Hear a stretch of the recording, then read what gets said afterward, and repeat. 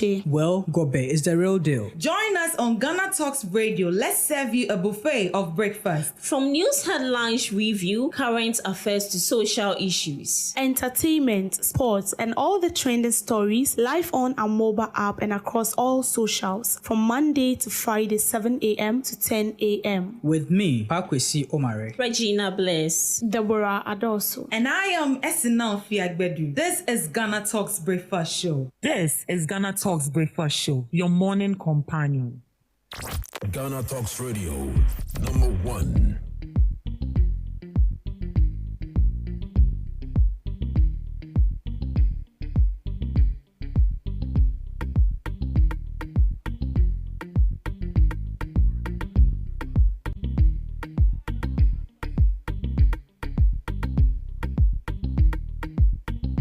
This is GhanaTalks Breakfast Show, your morning companion.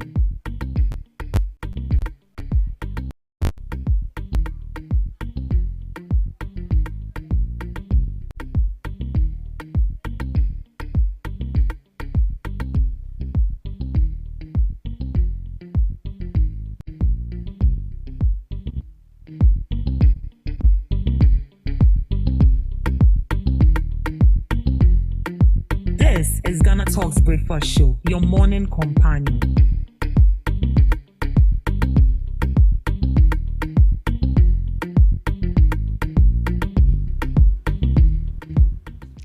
Thank God it's Friday. You are welcome to the GhanaTalks Breakfast Show right here on GhanaTalks Radio. Good morning to you. This is a news headline review. Right here, we bring you all the latest headlines making waves in the news, from business to politics, from sports to entertainment. We got you covered with the most relevant stories and informed perspectives on issues that matter to you every morning right here on the show. I answer to the name Ruth Esenam Fiagbedu. Joining me this morning on the news review is Miss Dabiadoso and Miss Regina Bless. They'll be diving into the issues and they'll be sharing their informed perspectives on issues that matter to you every morning right here on the show. Mind you that we are streaming live on Facebook at GhanaTalks Radio, on YouTube at GhanaTalks Radio, and also on X, formerly known as Twitter, also at GhanaTalks Radio. Do well to log on, send in your comment, listen to us. Let's get interactive right here on the show. Right, my ladies are seated and they just can't wait to dive into the issues. Good morning to you, ladies, and you're welcome to the GhanaTalks Breakfast Show. Good morning. good morning. Choir station. Yes. Miss Debbie. Harmonious praise. We thank God. How are you doing? I'm good. The grace is sufficient. We thank God. How do you feel today? Better. Much better. Thank God. Miss Regina, Yes. the fashionista of the house. Fashionista. How are you? I'm fine, your side. I'm good. I love your dress. Oh, thank you. Can I borrow it for a wedding? Oh, sure, you All can. right, okay. So I'll come when we close. Then You come you to can my find- house. Okay. I'll give you a dress. All right. Then I'll Yeah. take this one. I feel like flare dresses look so cute on me. Aww. Yeah. On that note, Fashion. you can't come to my show and come and take my show. They are taking your shine. Right. So the issue of security recruitment is actually trending, and I'd like for us to delve into that particular story this morning. And Minority is on it again.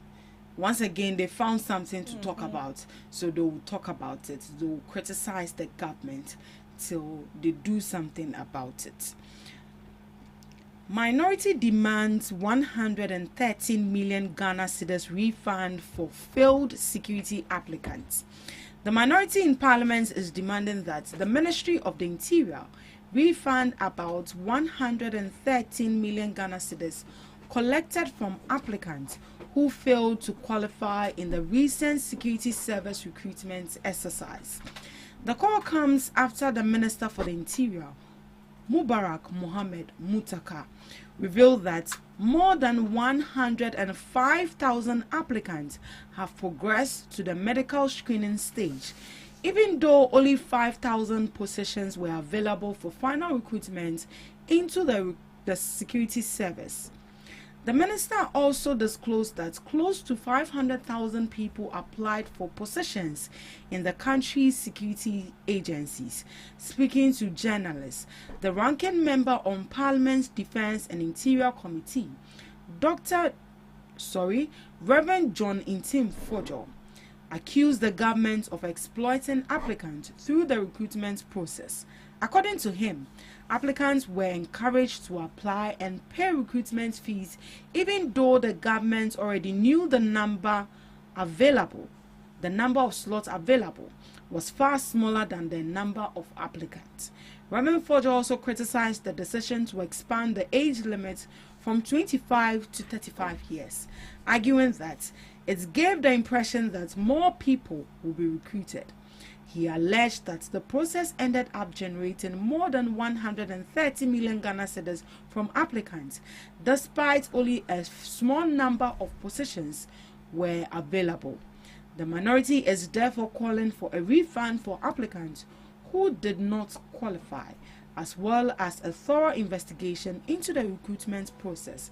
Reverend Intim Fojo further urged the government to ensure greater transparency in future recruitment exercises to prevent what he described as financial exploitation of young job seekers.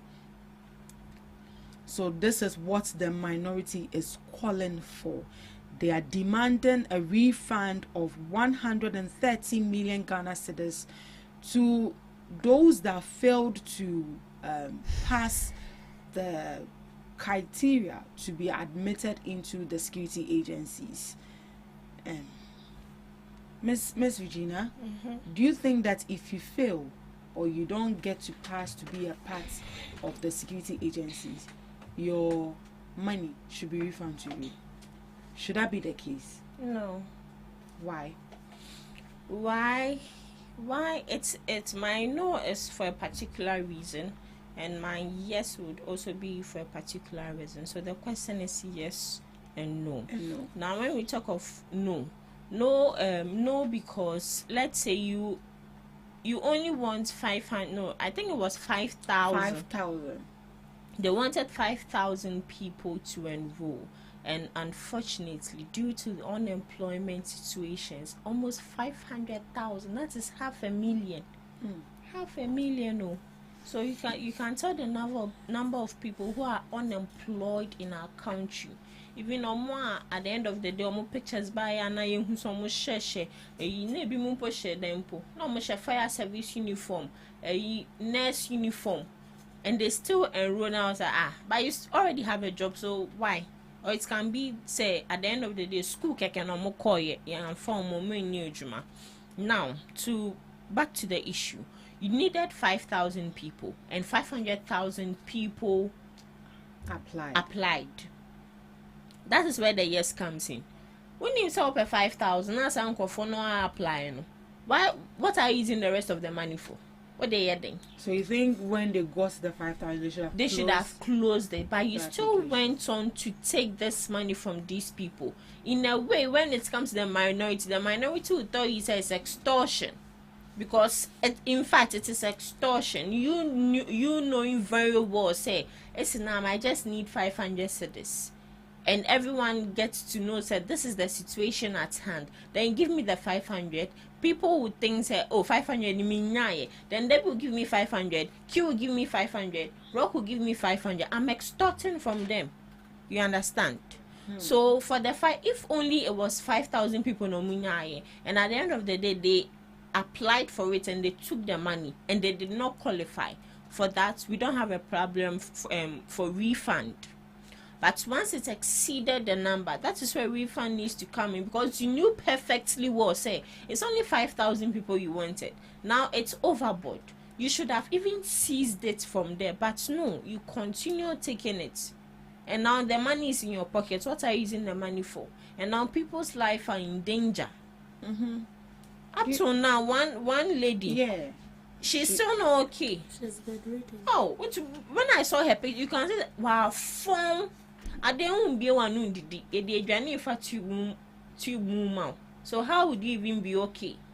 So for this, I agree with them that they should refund the money to these individuals. That money, because the same way, how much was it?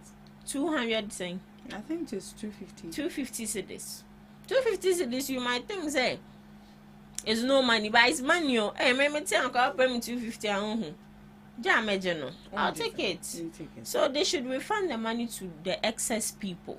If it was only 5,000, fine, that one there, because there's no way you would go to Legon, say we'll pay admission forms, you buy it, they don't pick you, you can't go there for the money. You can't go there for the money. But for them, one thing about them is when they need 5,000, when it's 5,000, they'll end at 5,000. They will not open the portal for anyone again. But when they get that 5,000 people, mind you that they haven't done the screening or what they have to do.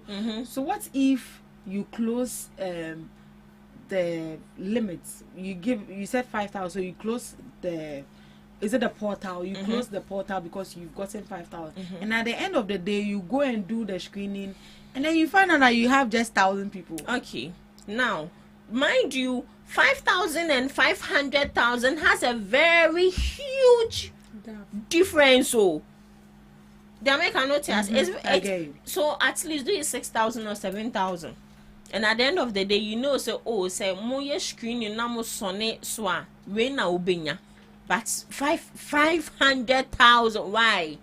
No, they should give their money back to them. No. So all right. And see, you go for any second no they call you screening ama or more qualify. Oh no, I don't think. I think it's at the expense of the government or the agency.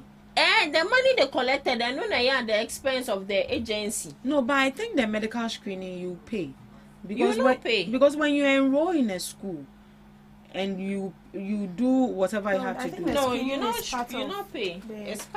It's part of the payment. Yes, and it's that same money they are taking from the forms, and then that is what they are using to foot the bills. For me, I think that those that qualified, but because they've gotten the number, they should send their money back to them. And those that didn't qualify, but they still they still went ahead to, still apply. Because listen, you know that you will not get, but you are like, oh, you let me try and lack. When you know that they've given you a criteria that you have to fall in, and if you don't fall in those criteria, you wouldn't be picked, but you still went ahead to go and apply. We heard from the Interior Minister that some people were drug addicts and then all of that. I don't believe you'll be excited to have a police officer as a drug addict or someone who is not professional. I don't think. I believe the data is available from 1 to 5,000. You know the number of people who came first to apply. So just take those people out, and the rest refund their money to them. Simple. Right, Miss Debbie. Well, I don't know why the minority is trying to make a case out of this, because this is no news. This is something that has been in existence even when they were in power. Even when they were in power, that's very true. If you apply for, you want to be a security personnel, you apply. If you don't get, no one refunds your money to you. So that is the it. university too. Yeah. So why are they trying to make it look as if this government is trying every possible means to extort money from citizens? Mama kind me out. Why? Because I remember even when you're done with school and you want to buy a waiting form, you pay for it. But when it comes now, maybe you can't say the results back home, no one refunds your money to you. They're going to chop my money 2 times. Yes, Ashiegu, and the money you're paying is not a joke. But Ashiegu, no one refunds it to you. So it is something that is there, something that has been with us. So don't make it look as if this current government is trying its possible means to extort money. But then if that is the case, then for the past 8 years that they've also been in power, the recruitment they did, the people they were not able to recruit them, they should refund their money to them. Was it overboard? Same thing. What we are seeing here, same thing. Same thing happened during the administration. You can check that. We had instances where people applied. Every year there are recruitments. We have people applying more than the number that agency is requiring for. Because don't forget that the place you want to be, maybe there is no chance, so you have to survive. Regina made mention that someone is a nurse, you are working, but you still want to go to military. We have people that want to be a military personnel, but because maybe from the onset sometimes they couldn't get yeah, so they want to upgrade. And don't forget that even in the military we have nurses. If you go to 37, we have people in the military uniform, but they are nurses. So the person is a nurse, but a person military anymore. And being in the military does not necessarily mean say she will go to war to go and fight. She's in the uniform, but her role or her task is to cater for patients. More call out now, more balance a beast, and sometimes they even go out with the people who goes to war and all that. In case of incapacity, they attend to you. So sometimes it's not as if, even with the stampede issue that happened, we had instances. One of the lady who died, she is a teacher by profession. By profession, but she still wants. Yeah, she wants to be in the military. So we have a lot of people. I think it's like, let me use this word, misplaced priority. The person wants to be in the military, but being an opportunity ni bar, then I'll still go. But I think the reason why the minority is actually being vocal about this issue is because of the number. It's a number. It's 500,000. Politics. Let's just do research and find out during their tenure when they were recruiting people. How many people? It's always overboard. Miss Regina, did you find that? It's always overboard. Even if they are taking in 1,000 people, you get like 3,000 because a Juman you so any place you feel like there's an opportunity and you feel like you are eligible, you can do it, you go to apply. So what is happening now is not as if it's a new thing. It's something that has been happening during your tenure. You saw nothing wrong with it. We are not saying that it's good. In can the proper mukrande say me pay Juma or and then you made me pay something I don't get it. Refund my money back to me. As simple as that. But when we find ourselves, it is not done. See, sometimes even before you are employed into a company, they made you pay huge sum of money. At the end of the day, they will tell you that they are sorry. Why would you say you won't get it? Then but it's not supposed to be so. Then if they are going to refund the money to these people, then universities that fail to also admit, then they are also supposed to refund to refund the monies. Yeah. But it's not done. There is no way they will do it. So don't make the MPP shouldn't make it. The minority shouldn't make it look as if they are trying to be a saint, because as it stands out, that is what they are trying to do. Because me as an individual, if I'm going to apply for school or maybe apply for the security agency job, there's a probability I'll get. There's a probability that I will not get. Yeah. And in my mind, I know that there's no way I'm going to get my money back if I don't get admitted into that school or even qualified to be in that agency. So I don't know why they are pushing this up for Ministry of Interior to refund the money to those people that did not. It's intentional. See, we are all saying one thing. It's not good. Okay, if you feel like you are employing people or you want people to be employed into a particular industry, and then you know that maybe you are in need of 100 people. 100. But sometimes the more reason why they give opportunity to more people to come on board is that even if they give it to 100 people, maybe out of that 100, 50 per, and the 100 people coming on board doesn't mean that all of them are qualified. That 100, they might get maybe 10 people out of the 100, because security agency now you can't want them. It's a very sensitive area. They don't just employ people there, so they give opportunity. Even if it is 1,000 people come, it's just like try your luck. So you go through the process. If you are fit, why not? You'll be employed. During the MPP administration, we saw instances where 1,000 people were given protocol. I mean, fine joke. So you see this not to be something new, but it's actually something that the minority want to play politics with. It's just politics. So we should not normalize extortion. Simple as ABC. We shouldn't just normalize it, but they did it in their administration. So why are they bashing the current administration for also doing same? But that has always been the norm. We have normalized it, but that's not it shouldn't be like that. So if you apply for a job and you are asked to pay some amount, why of should money, you even go look? Yeah, can I say, oh, she now say to Iska? Oh, but the forms, you have to pay, just like the way you are going to school, you buy the forms At and this then school, they are going to learn. apply. And I'm sure this one too, you are going to learn. You undergo the training before they recruit you permanently. Yeah, you undergo training. You undergo training before. I think So it's more or less like a school. 6 months. It's more or less like you're going to school before you be called to, or you be posted to some places. Well, in other news, 25,000 youth failed to attend security job interviews. The Minister for the Interior, Mubarak Mohammed Mutakar, says about 25,000 young people who were offered support roles in the security services failed to attend their scheduled interviews.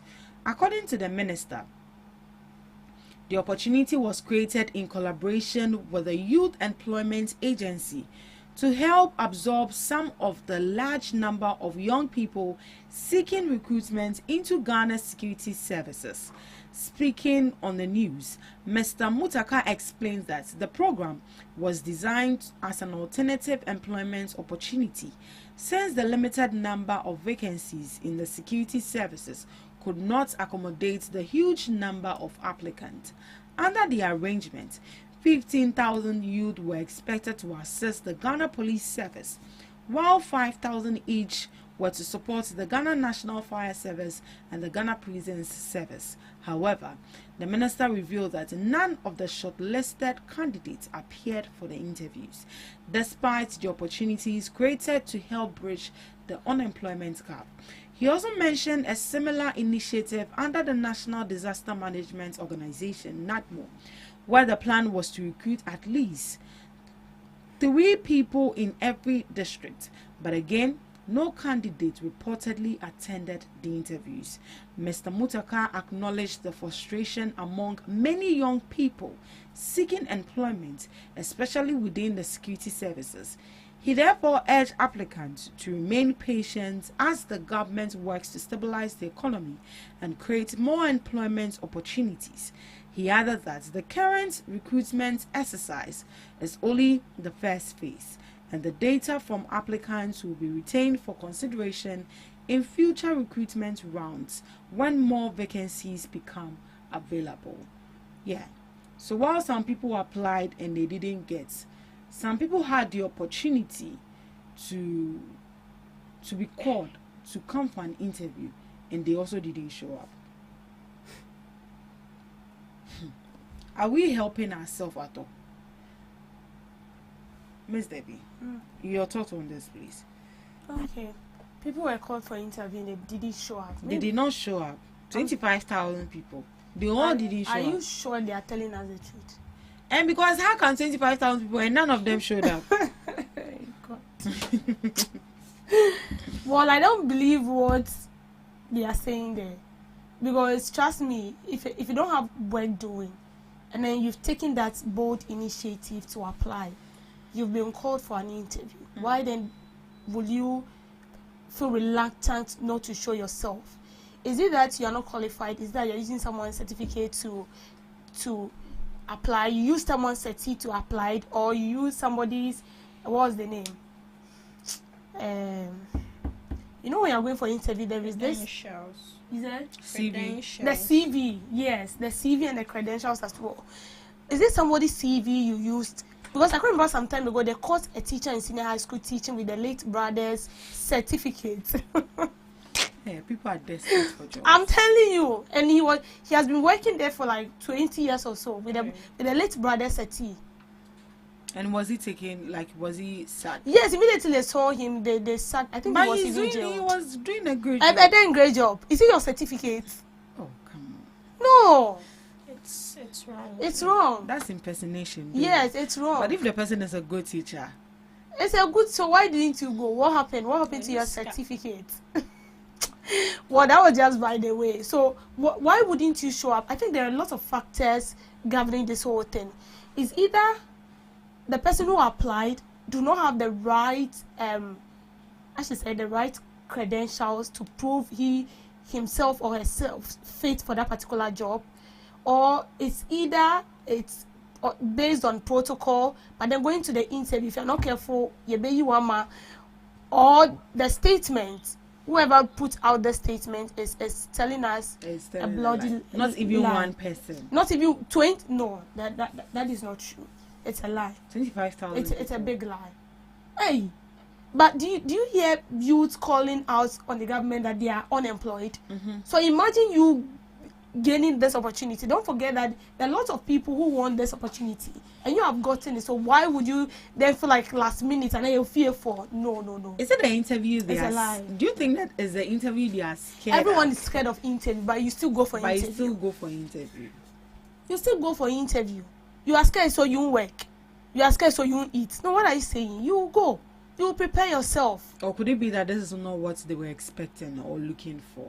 Because they are not going to be main officers, but they are just going to be assistants. Well, as I said, it depends on their own, what's the name, decision. I don't know what pushed them into making such decision, but if someone, you want to be upgraded, but as it stands now, you should have it in mind that they will not just pick you and all of a sudden put you on a higher rank. No. You have to go through the process before you get there. When you're given the nod, you prove yourself that you can do it. Then they can push you. But as it stands now with people or lots of people wanting to be employed, and then you will just be pushed into such a higher rank, I think that will be very, very difficult. But with 25,000 not appearing, it's a lie. It's not true. They are not telling her the truth. Right. Miss Gina, you also believe it's a lie. not true. You also think it's not true. Because people need the job. That was why they came forward to apply for it. And at the end of the day, you've scheduled an interview with them and not even a single soul came for the interview. No, they are lying, because I have two friends in church.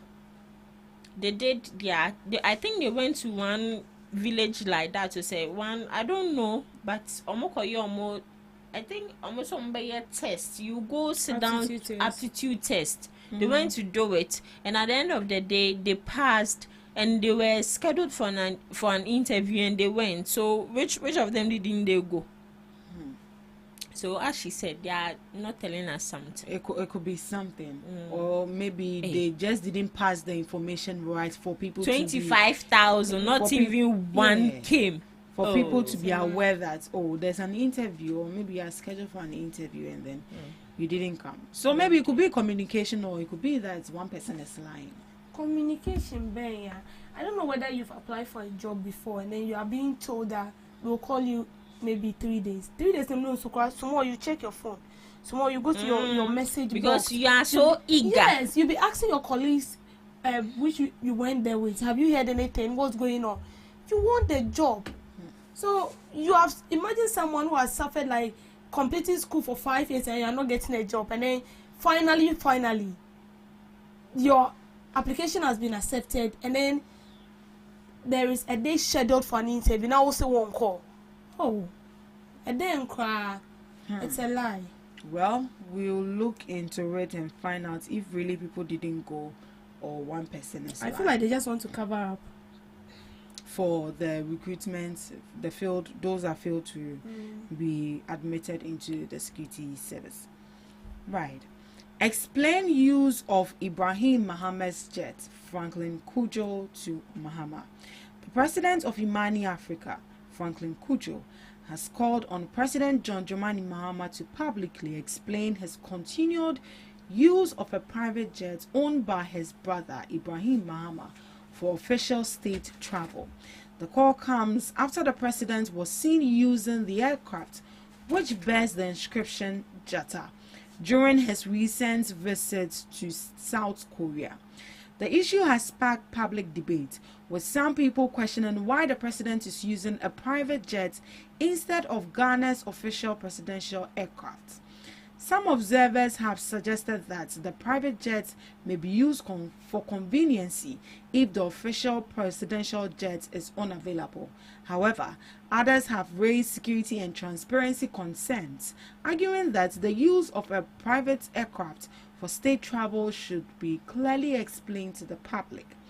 The discussion is also happening at a time when the government has introduced cost-cutting measures on official travel by public officials. A directive issued from Jubilee House on March 5th, signed by the Secretary by the President, Callistus Mahama, placed an immediate ban on international travel by boards of state-owned enterprises and public institutions for activities such as training, conferences, and study tours funded with public resources. Reacting to the situation in a Facebook post on March 12th, Mr. Kujo said the president should explain why the private jet is being used, especially when government officials are being asked to reduce travel expenses. He noted that the president had recently taken a commercial flight, which was widely praised after videos of the trip were shared by the president's communications team. According to Mr. Kujo, the continued use of a private jet without a clear explanation could send mixed signals to the public about accountability and adherence to standards expected from public office holders. He therefore urged the president to provide a clear justification for the use of the aircraft. Well.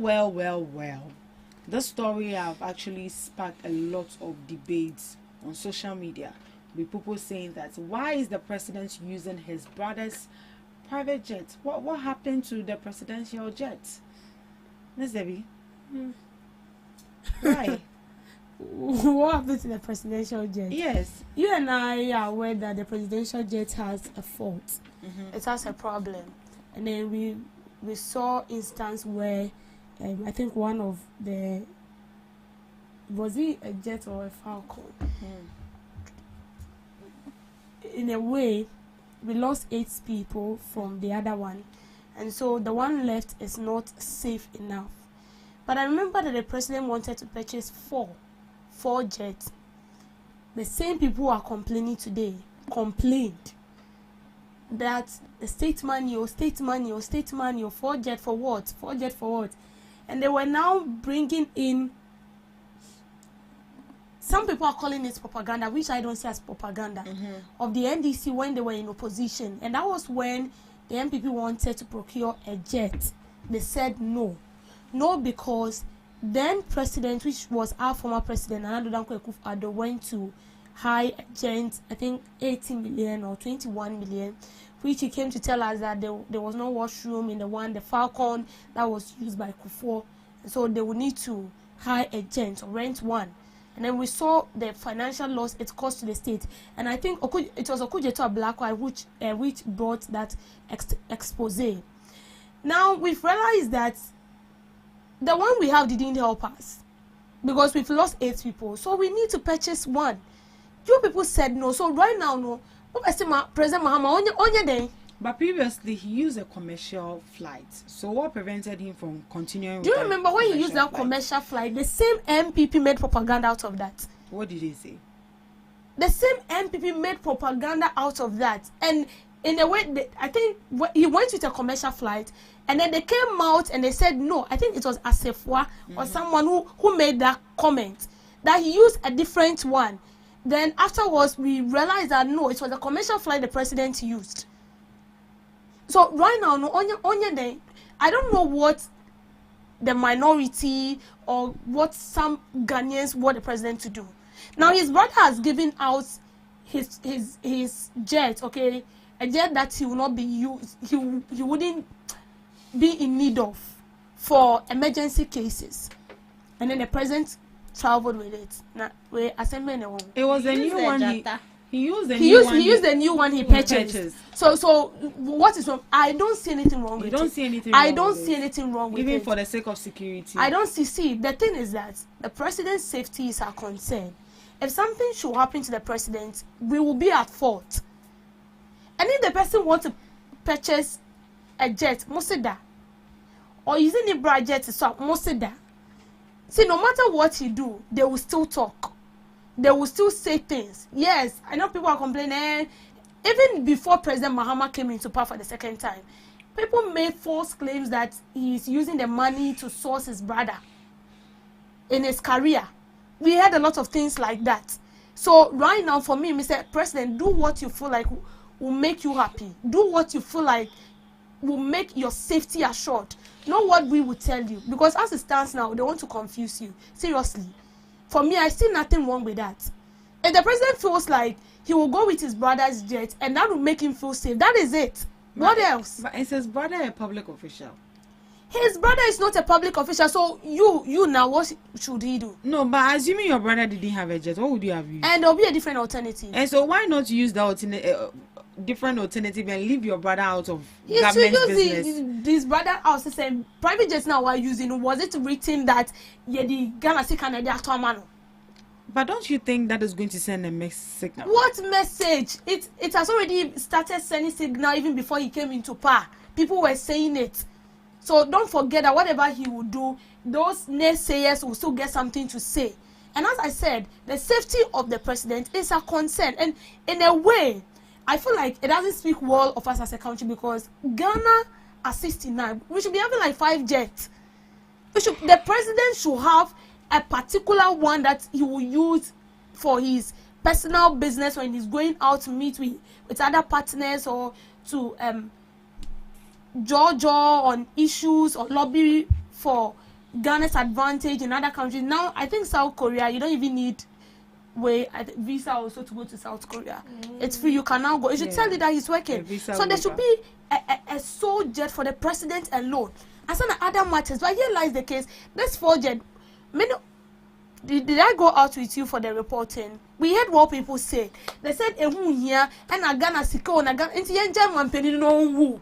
Oh, Mr. President Mahama, please do whatever you feel like will make you safe. Miss Regina, do you think that President John Dramani Mahama should come, for the sake of accountability and transparency, should come out and explain to Ghanaians why he is using his brother's jet for government assignments? Okay, so the 3 major reasons he needs to come out, as you said, is for transparency, cost, and conflict of interest. Now, per my research, there's no law in Ghana here stating that the president can't use any relatives item, say private jet to say any cow, law be anywhere, say money use. So he has the go ahead to use it, but before he can use it, he needs to come out to clarify things.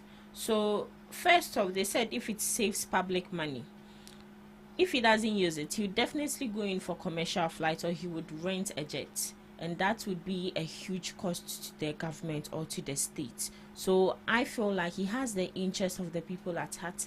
That is why he wants to use his brother's private jet. And most people are saying, say, he's financing his brother. That is where he also needs to come out and clarify. And also that is where the conflict of interest comes in. If critics think, say, the relative businesses has a dealing with the government, but you and I know, say, Jata Cement, Jata Cement was in existence way back, and even if this one doesn't have money, you can know, or you can testify to the facts. A lot of people purchase Jata Cement each and every day. They do supplies, and mind you, and yes, not even in just this country. Exactly, it's just the man has money, but that is not what we are talking about. The issue is President John Dramani Mahama should come out and clarify. But aside the political propaganda, law be any say President John Dramani Mahama can't use it. And mind you, this same Ibrahim Mahama is a philanthropist. He has also given out his old jet to the states to use as emergency air ambulance. Why are they not talking about that? And why are they focusing on the bad aspect of whatever is going on? So to me, since there is no law backing this, President John Dramani Mahama has the free will to do what he wants, but all we need is accountability, transparency, making sure, say, excuse me to say, Jata jet no koto usika enim, abain sika enim. Simple as that. Well, You can also share with us your thoughts in the comment section. Do you think that the president has done anything wrong using his brother's jet for government assignments? Let us know what you think. Up next, we have Today in History with Miss Regina Bless.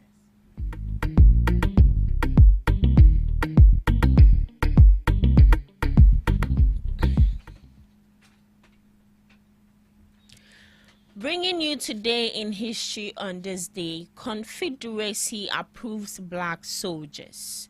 The Confederate Congress passed a law authorizing the enlistment of black soldiers to fight in the Civil War, a desperate last-minute effort as their armies collapsed. The act allowed for the recruitment of enslaved men, but required consent from their masters and did not immediately grant freedom. However, no significant number of black units were formed or saw combat, rendering the act largely symbolic or too little too late. Breonna Taylor, an African-American EMT, was killed. Breonna Taylor, a 26-year-old African-American EMT, was fatally shot by Louisville Metro Police officers on this day 2020 during a botched no-knock drug raid on her apartment. Officers fired 32 rounds after her boyfriend fired a warning shot, believing they were intruders. The incident sparked national protest and led to significant police reforms. To some global observances, Good Samaritan Involvement Day. It honors selfless acts of kindness toward strangers, inspired by the biblical parable and the 1964 murder of Kitty Genovese. It encourages volunteering, helping those in need, and spreading compassion to strengthen community bonds. Moving on, International Every Girl Wins Day focuses on empowering girls worldwide by promoting education, health, entrepreneurship, and economic literacy to ensure equity. It encourages supporting, inspiring, and raising up girls, fostering a global movement for their rights, and as noted, dedicated to the cause and fostering a global movement for their rights. World Sleep Day. To highlight the importance of sleep, along with raising awareness, many activities are organized to promote physical and mental health through good sleep. So this day is a good day to sleep. So right after the morning show, we are going to sleep because we have to observe the day. Lastly, Smart and Sexy Day empowers women by promoting confidence, intelligence, and career readiness. This day focuses on boosting self-esteem for employment, often featuring workshops, professional attire, and intimate apparel. So the intimate apparel has to do with indoors, yes. And that's all for today on Today in History and some global observances. Life and GhanaTalks Breakfast Show. Thank you so much, Miss Regina Bless, for Today in History and some observances of the day. Well, today is World Sleeping Day, so make sure you, observe it. You can't come and kill yourself. Don't kill yourself. So please, sleep. Up next, we have Debbie's Grill. And now, Sawada. Welcome to Davis Grill, where we talk about issues that matter to the state, void of politics, fear of favor. The chairman of the National Democratic Congress, Johnson Asiedu Nketia, has urged party members and Ghanaians to exercise patience following the low intake of applicants in the country's security services. He noted that the government is focused on improving the economy to create employment for Ghanaian youth. His comment follows revelation by the Minister for Interior. Over 105,000 applicants qualified for the medical stage of the recruitment process, despite only 5,000 positions being available for final enlistment. Speaking to party supporters in Dodowa, the Greater Accra region, Mr. Siedu cautioned that rushing to resolve the situation could be counterproductive, stressing that proper solution needs to take place. He added that rising impatience will not help. Let us learn to be patient. Things will improve, and this government is committed to opening up opportunities for all. Chairman of the National Democratic Congress, Johnson Asiedu Nketia. Please, so for how long should we be patient? I want to know. Unemployment is not something that we need to laugh over it. It's not something that we need to take water and then go to sleep. You know how painful it is to go to school for 4 years and then come and stay home for 5 to 6 years. You know how painful it is to watch your ward go to the university, pay huge sums of school fees, and then at the end of the day, he or she come back home to be a liability to the family. Do you know how painful it is? Patience. You're talking about being patient. We've had a lot of politicians saying the same thing. We've had a couple of leaders telling us same thing, to be patient. They are creating jobs. To the extent that we had instances where we were told that 2.1 million jobs were created. What is the population of Ghana? If we created 2.1 million jobs, then I guess the number of people who should not be employed by now should be few. But if we've created 2.1 million jobs, and then we still have the youth complaining that they are not employed, then this should be a wake-up call. But there is more to do. Being patient is not going to solve the problem. Sometimes I feel like we should be in the shoes of unemployed youth, because the pressure is not easy. If you don't have parents who are conscious, if you don't have parents who understand what you go through and what the system is like, they will frustrate your life. They will push you into doing something that you don't want. They will push you into partaking into acts, criminal acts, just to gain money. And I can boldly tell you that 99% of the youth we see engaging in armed robbery, engaging in other social vices, is not because they want to do it, but it's a system. The system is pushing them to that particular side. Why? Because there is no work. There is no job. Yes, it is good. Create your own job. It's good. You need to start something. But so need capital. No, yeah, then you need capital to start. And that is why most of the times the youth get angry when they are being told in the face that they are lazy. You have no idea what people go through to make the money they make a day. You have no idea. The stress of going to school for 4 years, the stress of writing your project, the stress of being present in class every day, you have no idea. And then only for you to complete, coming back to stay in the house. Meaning that 4 years have been a waste. The certificate has now become something else. It's sad. Yes, it is good. We have to create our own job, but as a government, what are you doing? The government has no right to tell us that it is your work, it is your responsibility to ensure that that is where we should get to. Ghana should get to a stage where we have more than enough. The youth should rather be pleaded at a year. But as it stands now, no.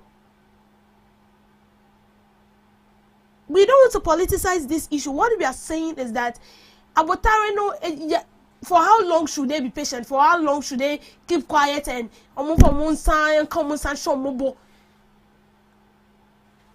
and be calling out for help? For how long? Sometimes this pressure push most of them to commit suicide and all that. You yourself, you don't know whether you are working. You don't even know whether you are working because the system is not favoring you. So that is why I will always say that as a government, as a leader, you have no right to tell the citizens, say, you should be ashamed. You should be ashamed when saying that at Ejume knew. And he was saying, that is why we gave you the mandate to create jobs and employ the people. School is not a channel, buying one aircon. It is kind of the because the fees we are paying you, the fees that the investors, they take those fees. I mean, part of the money goes to the government. So those money should be used in creating jobs. There shouldn't be an instance where you complete school and then you'll be struggling. You will see a very fine gentleman in a suit, sweating with settee from one office to another, looking for a job. The most painful aspect is that you get to an office, they know that they are in need of someone. By why? Because protocol. And as it stands now in Ghana, if you don't know, I'm telling you, if you have no one, don't even try, because it is whom you know. And they are just in Yankupo Bemuma. It is whom you know.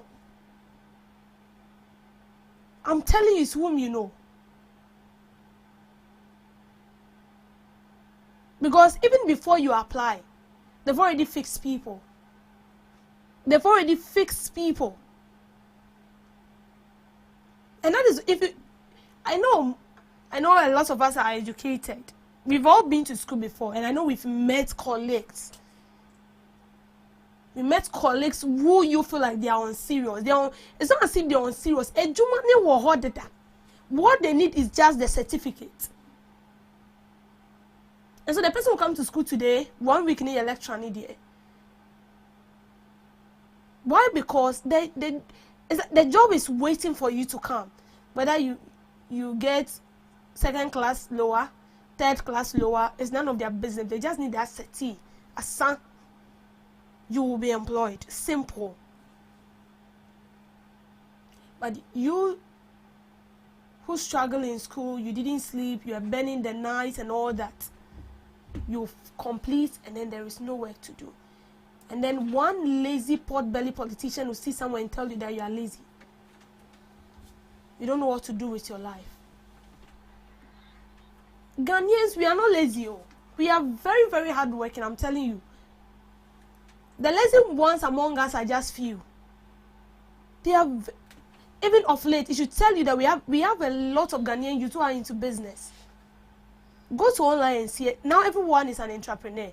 Everyone is an entrepreneur. Or be a business nibi. Because if you don't do it, it won't favor you. But this is what we are saying. We've been patient for long. Excuse me. We've been patient for long. The right thing should be done. The job should be created. The people should be employed. Let's reduce the pressure and the frustration on what the youth are going through. It's just too much to bear. Please. Thank you for making time with me on Davis. Thank you so much, Mr. B, for that, girl. Thank you, too, for joining us in the first segment of the GhanaTalks Breakfast Show. We'll be going for the news shortly, and right after the news, we'll be back with the second segment. Please. Are you ready to amplify your business or brand's reach and make a meaningful impact in Ghana and beyond? Partner with GhanaTalks Radio today to connect with a diverse audience across Ghana and beyond. Elevate your brand through on-air promotions and social media. Boost your brand during prime time. With Ghana Talks Radio, you can extend your reach across digital platforms. Ghana Talks Radio is not just a station, it is a community hub where your brand becomes part of the conversation. Join us in fostering connections, celebrating culture, and making a lasting impression. For customized sponsorship packages and enquiries, email contact@GhanaTalksRadio.com or call +233 202 544614. Ghana Talks Radio, giving the youth a voice.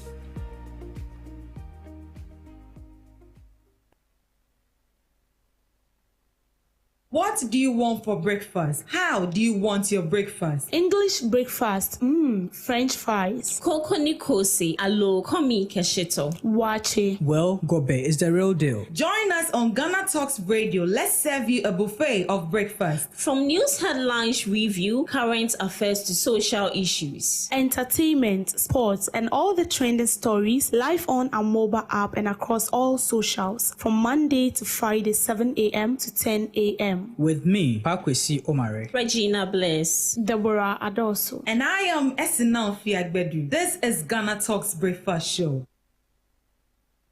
We bring you local news, business news, international, sports, and entertainment news. Right here on GTR.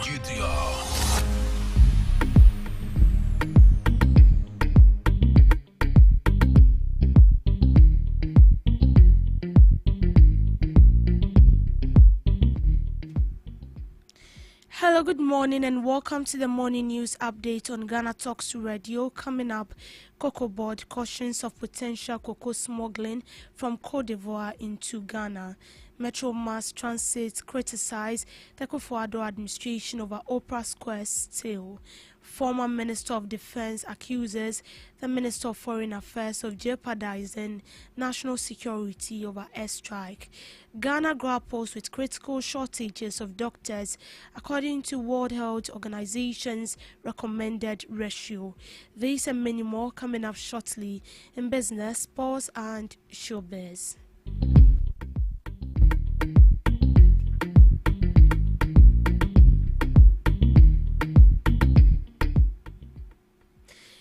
The chairman of the Ghana Cocoa Board, Dr. Samuel Fosuampofo, cautioned that Ivorian cocoa farmers might start smuggling their produce into Ghana due to more attractive prices offered in the country. This warning comes as Ghana's farm gate cocoa price is lower than Cote d'Ivoire's, making it more lucrative for Ivorian farmers to sell their cocoa in Ghana. The price difference is largely attributed to Ghana's recent 28.6% reduction in farm gate price, making it less competitive compared to Cote d'Ivoire's price of around 5,040 per ton. This disparity may lead to increased smuggling activities, undermining Ghana's effort to stabilize its cocoa industry. However, Cocoa Board has retreated its commitment to ensuring fair prices for Ghanaian farmers and discouraging smuggling. One best model at the about Uganda, and then also for or half a year at the April. It's in a Maya Baya, now that's some cry I can say. If we say Baba Church, we say, one market price, we don't have control over it. Not talk one from externalities, you don't control what goes on in the external market. But the way we can say, finding models now, when we are not for buy, and I have to trouble because every year cocoa. 220,000 metric tons more at 2,600. No, we I'm saying cocoa now 2,600. Now the ball on the international market is 7,000 and the and why am I? The moment on the Asian cocoa, it is a price in heaven because a demand and supply and they determine the international market price. That is where we have found ourselves. I am say. Say, I said, Sasha Monu, or Sasha Jim Nobon of the cow, because we don't have cocoa, no, you never have something with the bump is here, what do you want for? The Italians are sorry there, eti cocoa born by the other do anything for cocoa no emu. That was say the cost one night. Say opening cocoa a year ton say. Any sika aban etia market for with the new pricing. Cocoa number 2,900. We are paying 130,000% to farmers because at October press conference, now I buy 90% of FOB on the 7,200.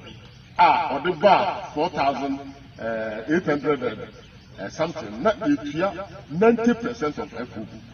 Some say cocoa no every 4,000 plus now we do 2019. Say we are paying about 130% to the cocoa farmer.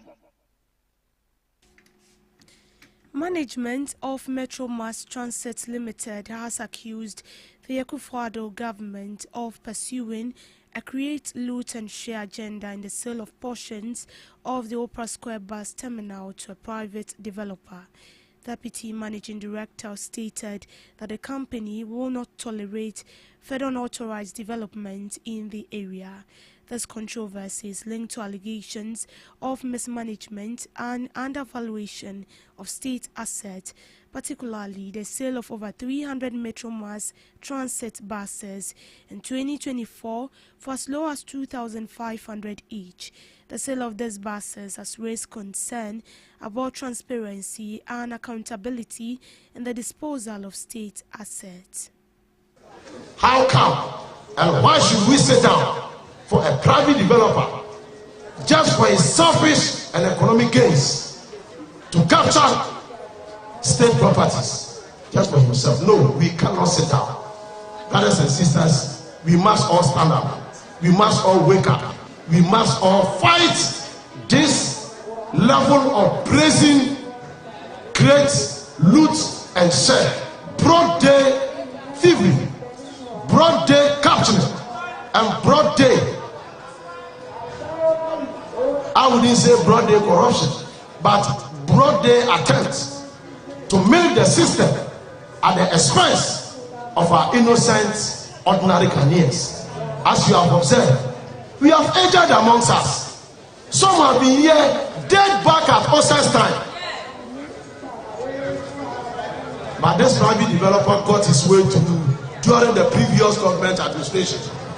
We are saying, under the leadership of President John Dramani Mahama and my boss, lawyer Kali Caesar, being the MD of Metro Mass Transit Limited, we will not sit down.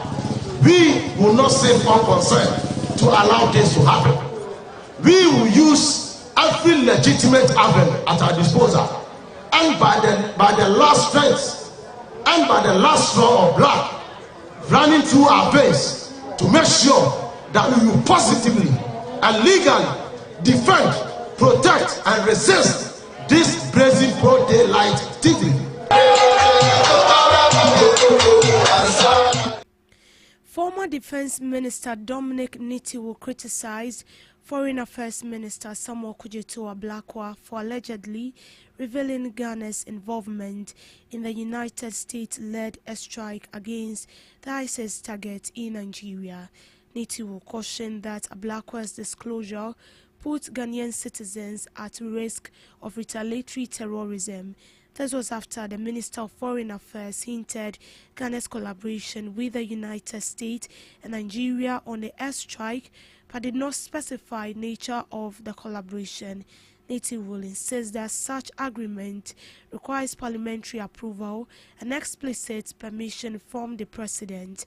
As a result, the minority in Parliament is demanding urgent briefing from the government on the alleged collaboration, citing concern over national security and sovereignty. To help fight the terrorists, we all want to quench it, and we partner with various countries, including the United States. But no government should be allowed to ask a foreign country without a formal agreement to use our territory to bomb, attack, or kill anybody without our permission. And the foreign minister needs to immediately brief the people of Ghana through parliament how that happened, what permission they used, Under which agreement that this was allowed for? And what is it for Ghana? You cannot put us in harm's way and get nothing out of it. I think that it's not a good decision. It should never have happened. And the foreign minister needs to know that any Ghanaian today is in harm's way. Remember, these terrorists are not just in Nigeria. They are in Nigeria working actively against the government and the people there. They are in Togo working actively against the people there. They are in Ivory Coast, Northern Ivory Coast, working actively against the people and the government. They are in Niger, they are in Mali, they are in Burkina Faso, they are in Mauritania. They are around us totally. We are one of the few countries that we can say that we have not been attacked, even though our citizens have died. We are literally inviting them by the statement of what the foreign minister has said. He's literally inviting these people to attack us. And I think that it is wrong. It's not good. He likes using the word reckless. I will not use that word for now. But I think that it is not a good thing he did. The way he went about talking about it, that's not how a diplomat should talk. We are reliably informed and we are reliably guided by the former Minister of Defense, who is on my right-hand side here, that at no stage in the 8 years of the Akufo-Addo administration did the government of Ghana get into any agreement with the United States to have Ghana be used as a base for launching military attacks in other foreign countries. So at what stage and through what legal mechanism or framework did our government collaborate and agree with the government of the United States of America to unleash a military action and airstrikes against a terrorist organization in a foreign country, Nigeria? That is the first question. The second question: if the government of Ghana entered into any such agreement with the government of the United States of America, the dictates and tenets of our national constitution are express and clear that such agreements must necessarily elicit parliamentary approval. Thirdly, what are the national security implications for our country with this kind of collaboration? Does Ghana become a target of ISIS? Does Ghana become a target for other terrorist organizations? What measures have been put in place in Ghana to ensure that our citizens are protected and our national security is safeguarded? We conclude by making this strong and firm demand that the Minister for Foreign Affairs should appear before Parliament immediately to brief Parliament the circumstances under which the Mahama administration collaborated with the United States to perpetuate this military action in Nigeria, and what framework, legal framework, was it that they took this action, and table it before Parliament for the consideration of Parliament. And finally, to give the Ghanaian people the needed assurance that Ghana is not being unnecessarily exposed to terrorist organizations. We thank you very much. Ghana is grappling with a critical shortage of doctors, with a doctor-to-patient ratio of 1:8,000, significantly below the World Health Organization's recommended standard of 1:1,000. According to recent data, Ghana has approximately 2.66 doctors per 10,000 people, highlighting the severity of the shortage. The shortage is more pronounced in rural areas where doctor-to-patient ratios as high as 1:21,465 in the Upper East region and 1:13,606 in the Upper West region. In contrast, Greater Accra region have more favorable ratio of 1:3,035. The Ghana Health Service reported a staffing gap of 47,758 health workers as of May 2018, with a vacancy rate of 41%. The absence of adequate skilled personnel continues to undermine access to quality health care. This workforce gap is not merely a structural concern, but a direct threat to equitable and effective healthcare delivery in every constituency of our dear nation. Mr. Speaker, nurses, who form the backbone of our health system, are still not enough to meet demand. Each year, we train thousands, yet many remain unemployed because of fiscal constraints. While others leave the country in search of better conditions. Meanwhile, in underserved areas, a few exhausted health staff struggle to keep facilities running. Mr. Speaker, the situation is even more serious when it comes to medical doctors. Ghana's physician population gap, that is physician to population ratio, currently stands at 2.6 doctors to 10,000 people.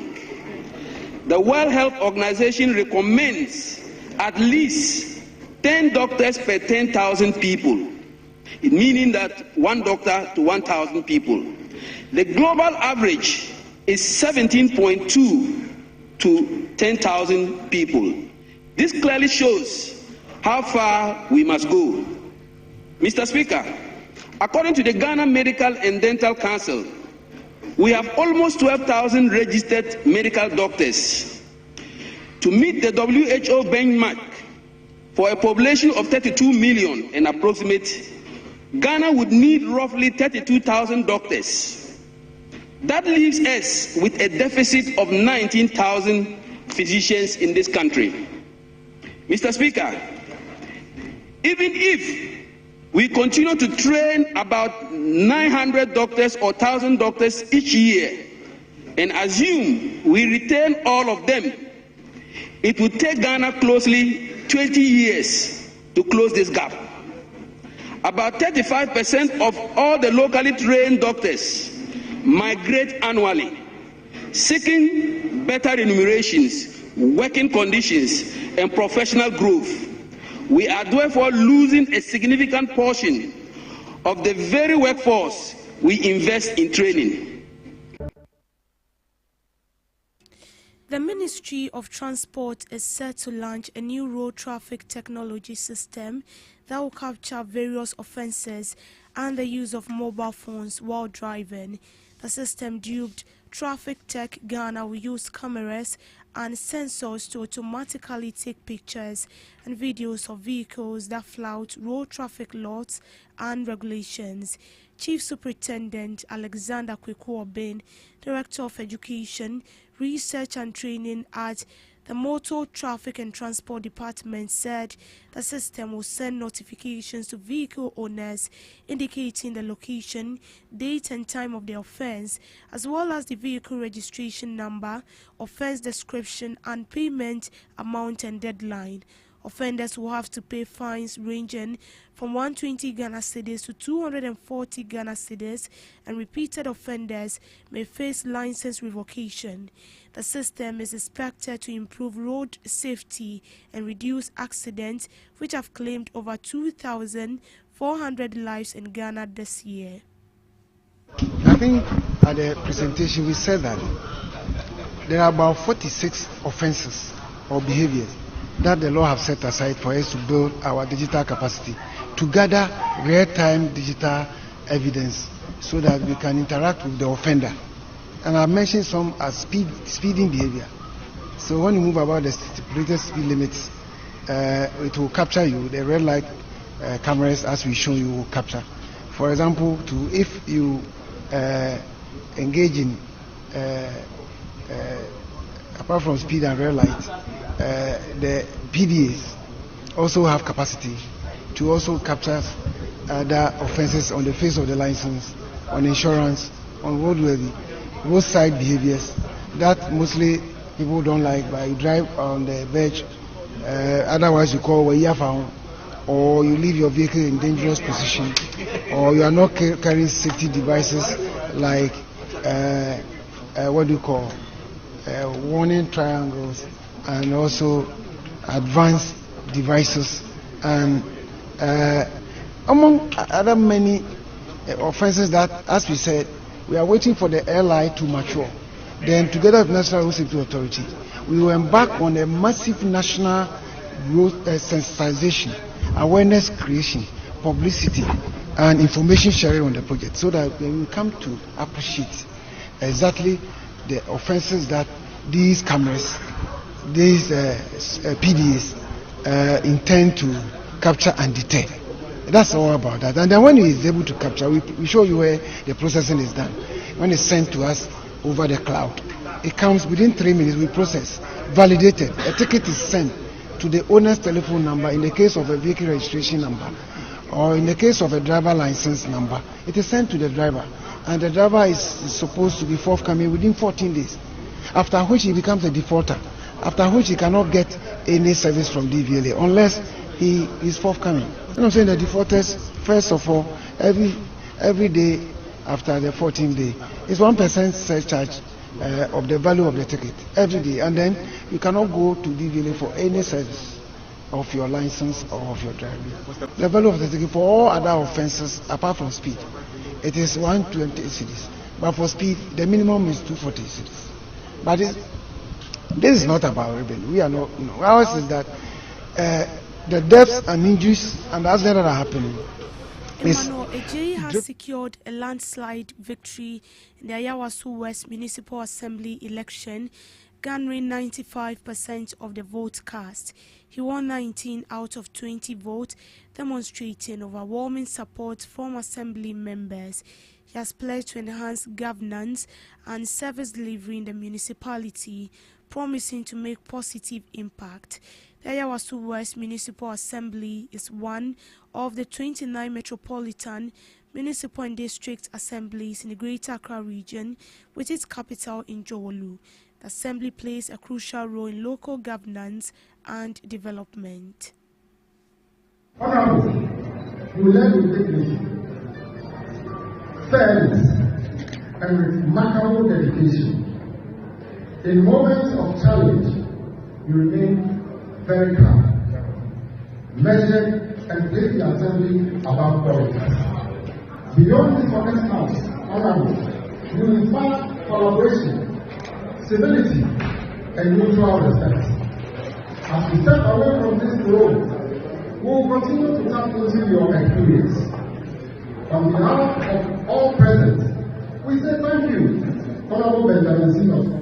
In business, the Ghana Cocoa Board has disbursed approximately 4.2 billion to licensed buying companies for onward payment to cocoa farmers who had been owned since November last year.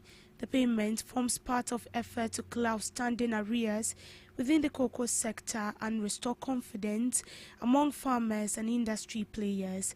The move also follows a series of reforms announced last month by the Finance Minister, aimed at restructuring the cocoa sector and addressing debt owed to farmers and stakeholders within the value chain. In an interview, the head of public affairs at Cocoa Board, Jerome Samuel, said the institution remains committed to ensuring that all outstanding payments due cocoa farmers are settled before the end of 2026 cocoa season.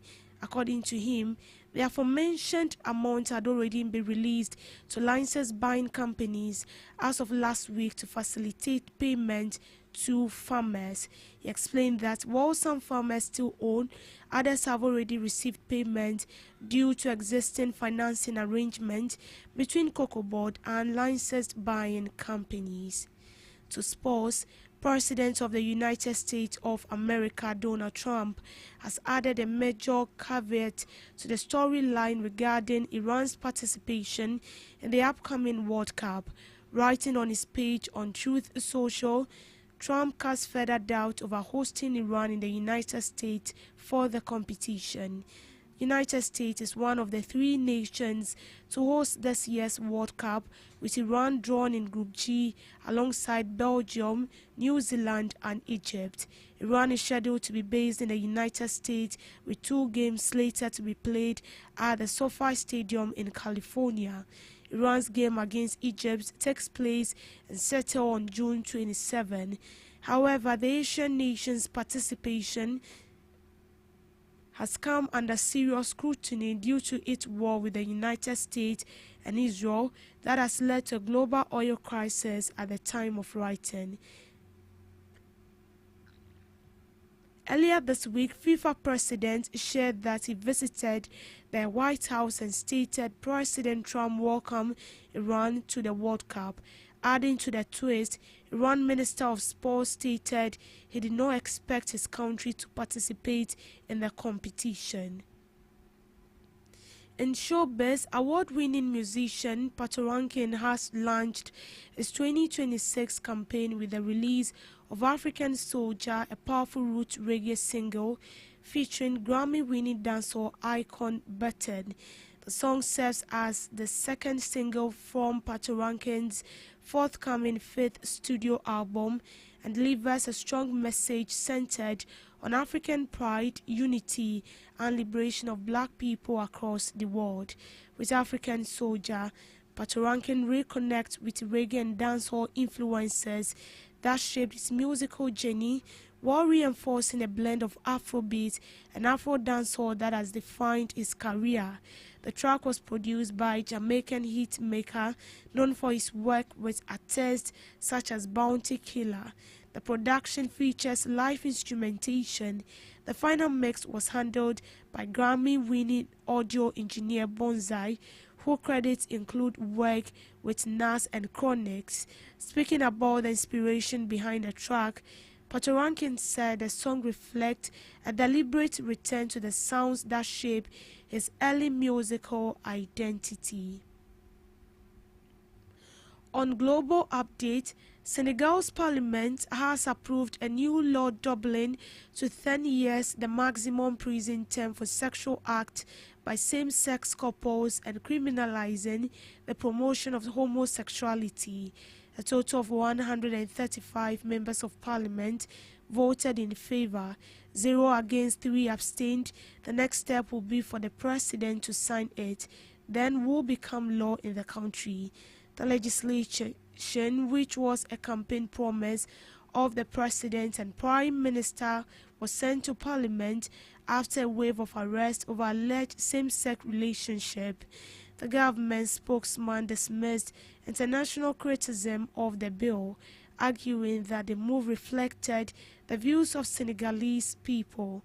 Some conservative activists in Senegal have long demanded harsher penalties. The move, which campaigned to defend what it calls Senegalese moral values, has repeated urged authorities to adopt stricter legislation criminalizing homosexual acts. Its leaders argue the law is necessary to protect Senegalese culture and religious norm. However, rights groups caution the move could worsen discrimination and violence against sexual minorities. Human Rights Watch researchers said the proposed changes were worrying. She added that such measures risk exposing people who were already stigmatized to violence and fear. Others have pointed out that same-sex relationships are a part of life and cannot be abolished by law.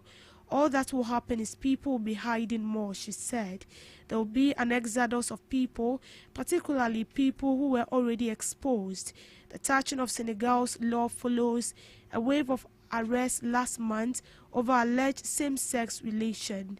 Police detained 12 men, among them 2 public figures and a prominent journalist. Some supporters of the tougher legislation said they have concern about HIV transmission. Experts warn that further criminalizing same-sex could vilify gay people living with HIV. To point out of their grievances, Senegal has been praised for its effort to control HIV. Between 42,000 and 44,000 people living with the virus in the country. At the Fan University Hospital, Executive Secretary of the National Council for the Fight Against AIDS, the body has coordinated the country's HIV response for decades. Several other African countries have also introduced tough new laws against LGBTQ+ community in recent years. In September last year, Burkina Faso's transitional parliament approved a bill banning homosexual acts following its neighbor Mali in 2024. In 2023, Uganda voted in some of the world's harshest anti-homosexual legislation, meaning that people engaging in same-sex relationship can be sentenced to death in certain circumstances. Ghana is also planning to reintroduce an anti-homosexual bill that activists says threatens basic human rights, safety and freedom. And that's it on the morning news update. Do want to log on to www.GhanaTalksRadio.com for more news stories. I am Deborah Adelso. Good morning.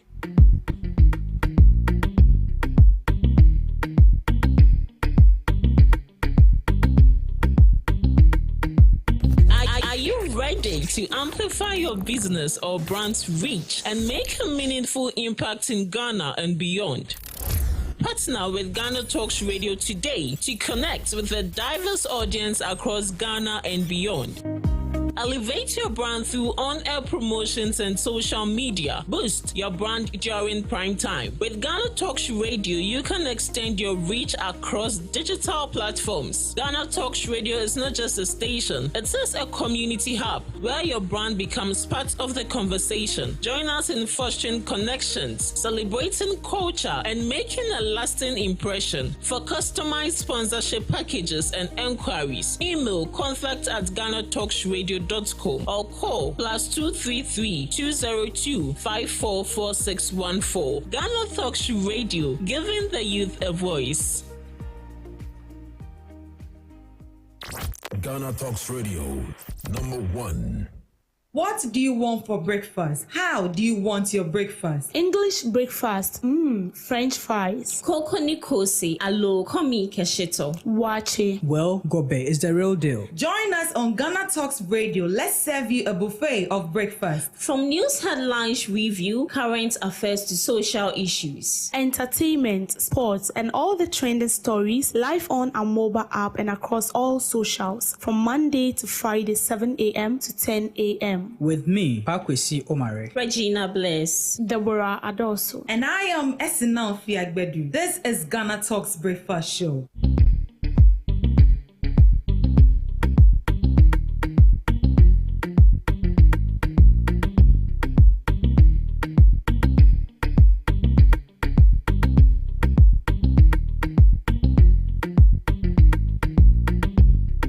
This is Ghana Talks Radio, the best station rocking the nation.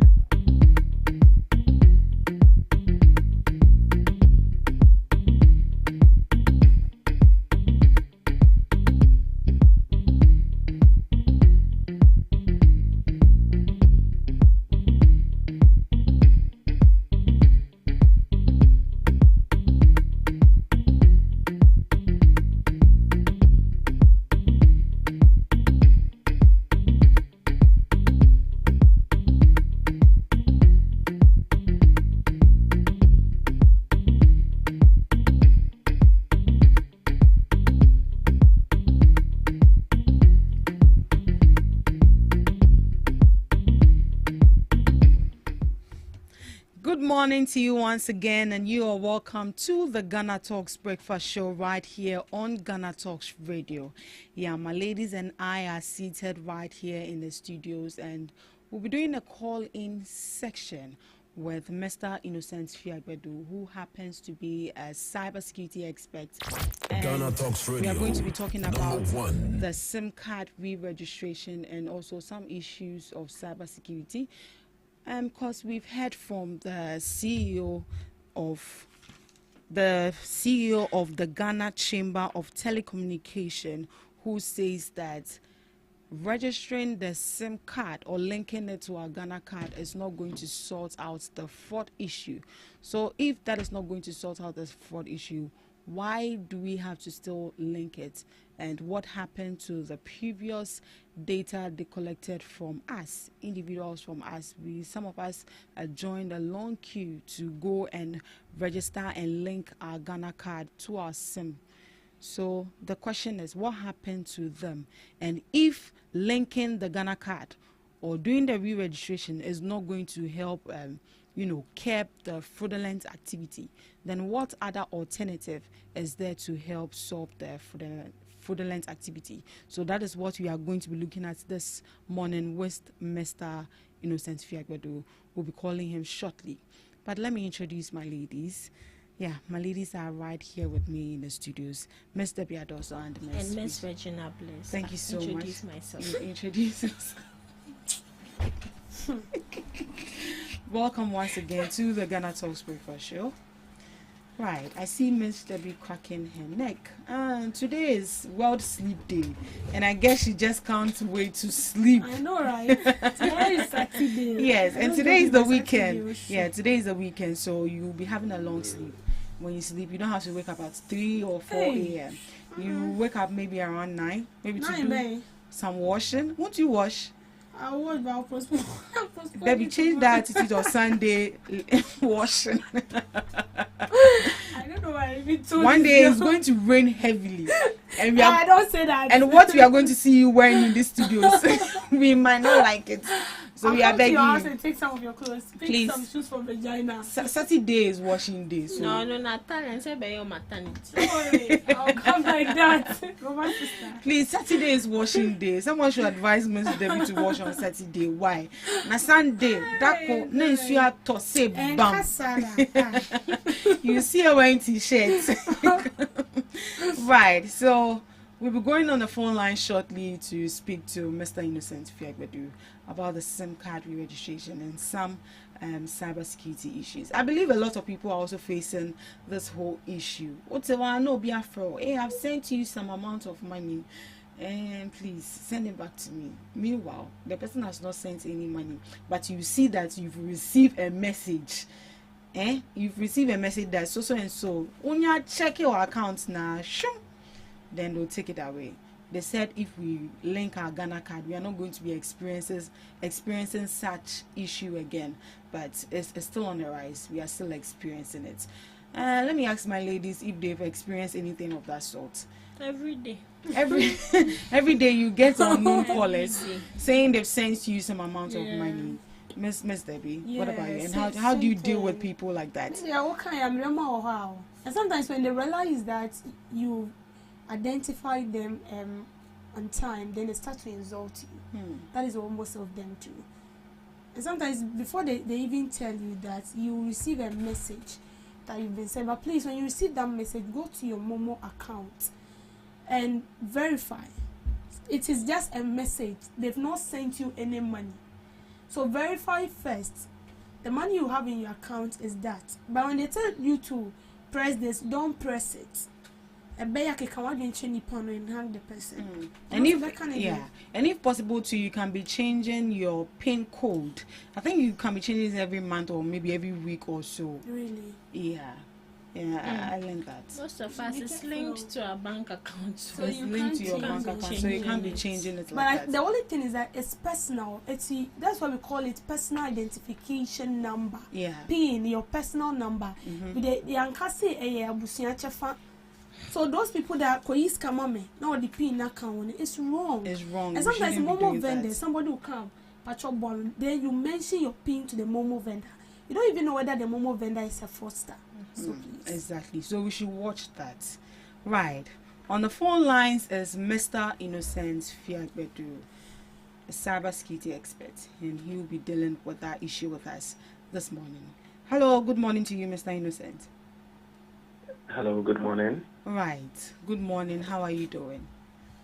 I'm doing great. What about you? I'm well, by the grace of God. Hope the government is treating you well. I'm managing. I'm okay. You're managing. You're part of the Yakubu manage. All is well. All is well. Right. You are welcome to the GhanaTalks Breakfast Show. Thank you very much. Right. I'm sitting right here in the studios with Miss Regina Bless and Miss Tapia Dosso, and I guess they'll have a couple of questions for you to answer on the issue of the SIM card re-registration. Right. That's okay. So in the previous years, or let me say in the previous administration, we registered our SIM card where we had to, form a long queue to link our Ghana card to our SIM card. Some people complain of not being able to do so because they haven't received their Ghana card, and some other challenges has to do with the system, the network going down, and then all of that. And then a time back there was a code that would allow you to check to find out the number of numbers that has been linked to your Ghana card, and it was found out that some people had a couple of numbers or no numbers they have no knowledge about linked to their Ghana card. And we keep asking the question, How did that happen? Because I don't remember giving my Ghana card or doing any biometric registration for such unknown numbers. But in the past few weeks, we've heard from the Minister for Communication and Technology, Mr. Nate George, who said that we are going to re-register our SIM cards again, linking it to the Ghana card. Now, initially you saw this in the news. What was your reaction to that? Okay, so honestly, the intention behind the SIM registration is a good thing, but the inconvenience it comes with, honestly, is a big problem to Ghanaians as well. So when I heard the issue flying on media and other places, I was like, this is not right. Unless maybe they'll be coming back to say that we are only considering the SIM cards that we have not registered already, or let's say the new SIM cards that will be coming into the system. But to re-register the old SIM cards again that we've re-registered already, that is not a good thing for me. Right. Do you by any chance know what happened to the previous one we did? I don't think anything happened to the previous one with it. So when we talk about the SIM re-registration in Ghana, I think we all understand the intention behind it. The government, through the National Communications Authority, wanted to improve security and reduce crimes like mobile money fraud, scam calls, SIM swap, etc. The idea was that every SIM card should be linked to the Ghana card issued by the NIA so that the phone numbers can be traced to real identities. Okay. In principle, this sounds like a good idea. And if someone uses a phone number to scam people, the authorities should be able to track that person. Exactly. But the challenge many Ghanaians have had is not necessarily the idea, but it is the process. The process. Now, I have been asking myself some questions. If something happened to the first re-registration we did, what stops the government or what stops the minister from coming out and saying that we had these issues with what we had previously? But as of now, I don't see anything, or I don't know if anything happened to it, and I don't think something happened to what we did earlier on. If nothing happened to it, then why then do we have to still go and do a re-registration again? Okay, so I'm not going to share my personal opinions yet, because I know some of your listeners will have other opinions and other ideas on whether it is a good thing or not. But there is something that we have to consider. So over the past few years, the whole SIM re-registration exercise has been quite frustrating for a lot of people, even me as well. I don't think I ever went to any telecom office or anything to re-register my SIM. I did my SIM re-registration on the mobile app, which I had some challenges, and I paid, I think, 5 cedis at that time. That means that if I'm registering 4 numbers, I am paying 20 cedis. 20 cedis. That is not even a problem for me, but maybe it's a problem for other Ghanaians. But first, we had the initial SIM re-registration years ago where people used their voter IDs and their passports and other forms of identification to register their numbers. Many people have completed that process already. I know that when you bought your SIM card at first, maybe for I think the past 8 years or something, you use either your voter's ID or something. Then suddenly all SIM cards must be re-registered again. This time using only the Ghana card. That meant millions of people had to go through the process all over again. Can you imagine, let's say, more than half of the population who are active mobile phone users or mobile SIM users have to go through a whole SIM re-registration over again? You can know how frustrating that will be, and you can know how that is going to put pressure on the system. Exactly. And we all remember what happened during the period. People were standing in very long queues at registration centers, sometimes for hours under the sun. Some will even go for several times before they could complete the process because the system was down or the network was slow or maybe we're not getting their fingerprint going on the system, a whole lot of issues. Okay. There was also the issue of the SIM re-registration mobile app, which was supposed to make the process easier by allowing people to start the re-registration themselves before visiting the telecom centers. But in reality, many people struggled with it. Sometimes the app wouldn't open. Sometimes it wouldn't verify the Ghana card. And sometimes it would just crash. So in the end, people had to go and queue physically to get that to be done. Now, sometimes our focus is just about people who are in the urban areas, but we forget that Ghana is not just Accra.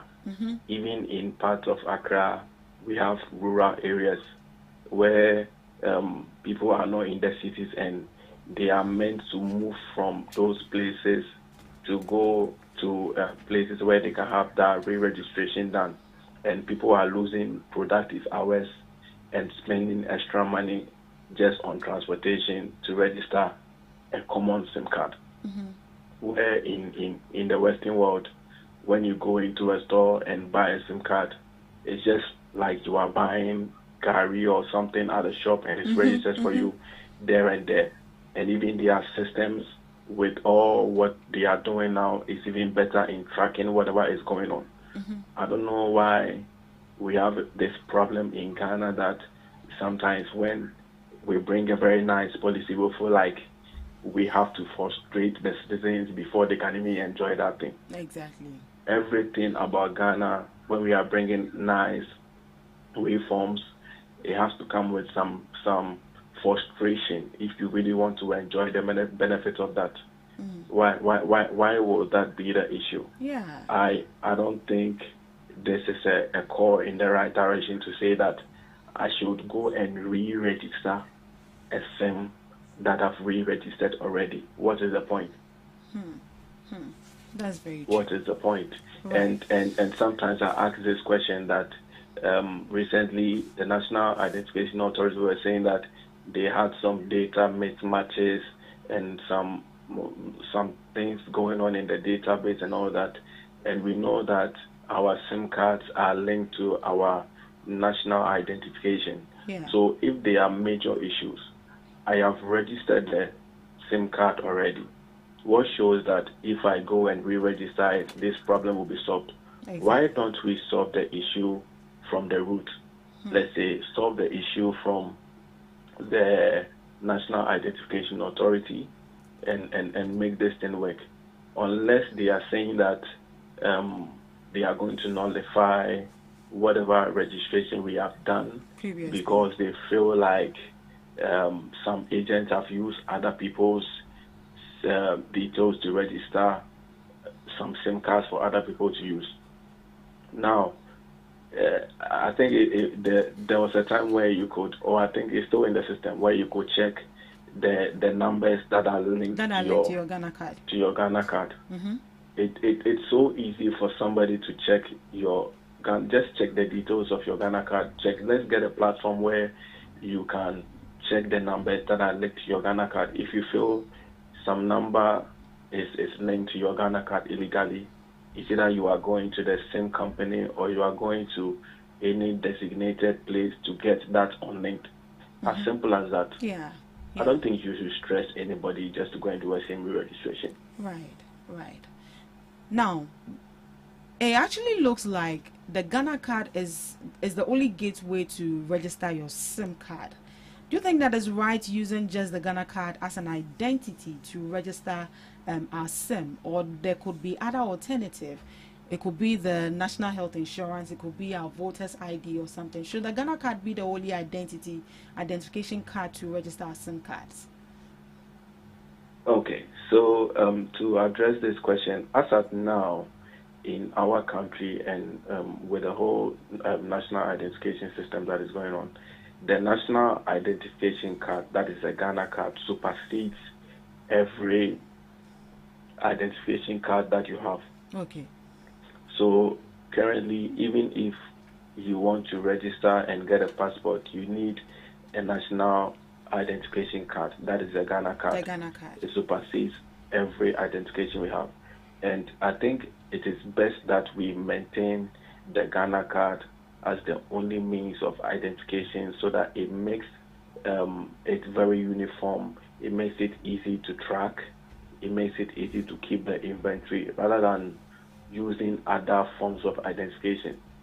Other forms of identifications have raised issues on how they were acquired. As at now, there are people who even acquire national health insurance cards from illegal means. There are even people who even acquire passports from illegal means, backdoor means, and such people are not even citizens of the country. There have been a few issues with that about the Ghana card though, but it is easy to solve because of the way we have unified it and made sure that we are using more of biometrics. We are using guarantors. We are using your birth certificate and all that. So I think the best thing we should maintain now is to use the Ghana card to register our SIM cards. Our SIM card. Other than any other thing. Other than any other card. Would you say that fraud has reduced after the previous registration we did? Because it was a goal, and let me say an objective for us to link our Ghana cards to our SIM cards. Yeah. So while the goal of the re-registration of improving security is understandable, people have been asking a lot of questions that could this be done in a more efficient and convenient way? Now, there is always a backdoor to something. No matter how secure the system is, there is somebody somewhere who can break a system. So could that be the agents working at these telecom companies? Most of the time, the reason why we are having issues with fraud and all those things even comes down with the convenience. Now, currently, you can still even go to the market and buy a SIM card that has been registered already. We were told that you can register 10 SIM cards with your Ghana card, up to 10 SIM cards with your Ghana card. Have you really asked yourself how many Ghanaians are using 10 SIM cards? What are you using 10 SIM cards for? You see, most Ghanaians are either using 2 or 3, maybe at least 1, but 2 or 3. The average Ghanaian is using 2 SIM cards. Now, you go to the market and you get a SIM card that has already been registered. That is where the fraud begins. Because I don't think I am going to waste my time and go through all the queues and things just to get a SIM card to make a call or something or to do whatever I want to do. But if we have those things in the system already where it has been registered, that means I can buy something like that, and that is where the fraud begins. Now, there have been a lot of issues where people have been called by some agent claiming to come from MTN and all those things. The fraud in the system needs a different way of dealing with rather than just SIM card re-registration. I bet you we can do SIM card re-registration over and over again, but what are we using the identification for? Can you track somebody by just using, let's say, where the person called from, the IP address and all those things? Sometime back, the president made a statement and people were laughing at him and they started calling him the IP man and all those things. But Afghanians really thought of how that is going to protect our security. When a call comes through to your phone call, your telecom company should be able to know where the call is coming from. When you report a fraud, we should be able to track where that call is coming from immediately. So we need a whole system to deal with the fraud, but the system relies on the identification, not just the SIM registration. So there will be a whole lot of problems if I buy a SIM card that has been registered already in somebody's name, and then probably I am not the perpetrator of that crime, okay? Because somebody used my name or my identification to register a SIM card, and then a call came through from that SIM card and all that. But even in that, you should look at two sides of the coin. Was the SIM card acquired legally? Was the SIM card registered with my details knowingly? Was my details stolen? I know some agents are stealing people's details just to register the SIM card by taking pictures of the national ID, the Ghana card, to register their SIMs just because they want to sell it quickly, and they are even selling those SIM cards at exorbitant prices because they claim it has been registered already. Whether you have a Ghana card or not, you can buy it. But frankly speaking, we need another system, or we need a very robust system that would deal with the fraud. You can't tell me that the fraud has reduced since the Ghana card came into existence, or since we did this SIM registration. In my opinion, I even think that it has even been on the rise rather than solving it. So you should know that the problem is not with the SIM re-registration. The problem is something else that we have to identify, and I think the experts should be able to know where the problem lies, and then how we should find how we are going to find a solution to that. Right. So those vendors that sell the already registered SIM card, shouldn't they be sanctioned? Okay, so they can be sanctioned, but the question you should ask is that how are you going to identify those vendors? Have we put systems in place where we can regulate the kind of people who can sell SIM cards? Because SIM card is not just something that you can use to make a call. A lot of crimes in the world are linked to mobile phone calls. Somebody says that my money has been taken from my mobile money and all those things. It all comes down to the SIM card. So we need a system put in place where you can't just walk into any store and say that I am getting a SIM card, or maybe just an agent at the roadside and say that he's selling a SIM card or not. Do we have a system that will authorize people to sell a SIM card? People who will go through the right means to register the SIM card for you. Yeah, I think we should Are have they that. being tracked? All those agents should have details where we can ask, we are giving this person or this agent this kind of identification, and we know that this group of SIM cards are coming from you. When you register the SIM cards and we have an issue with them, we know where we are going to.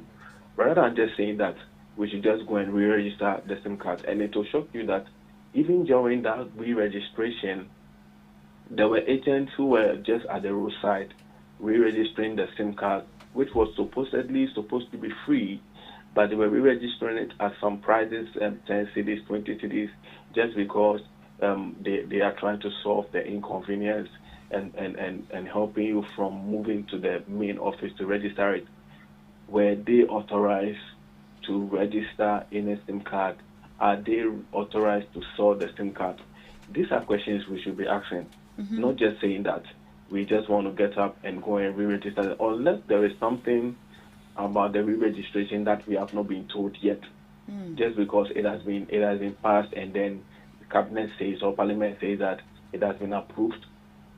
Maybe there is something the minister wants to come and tell us later.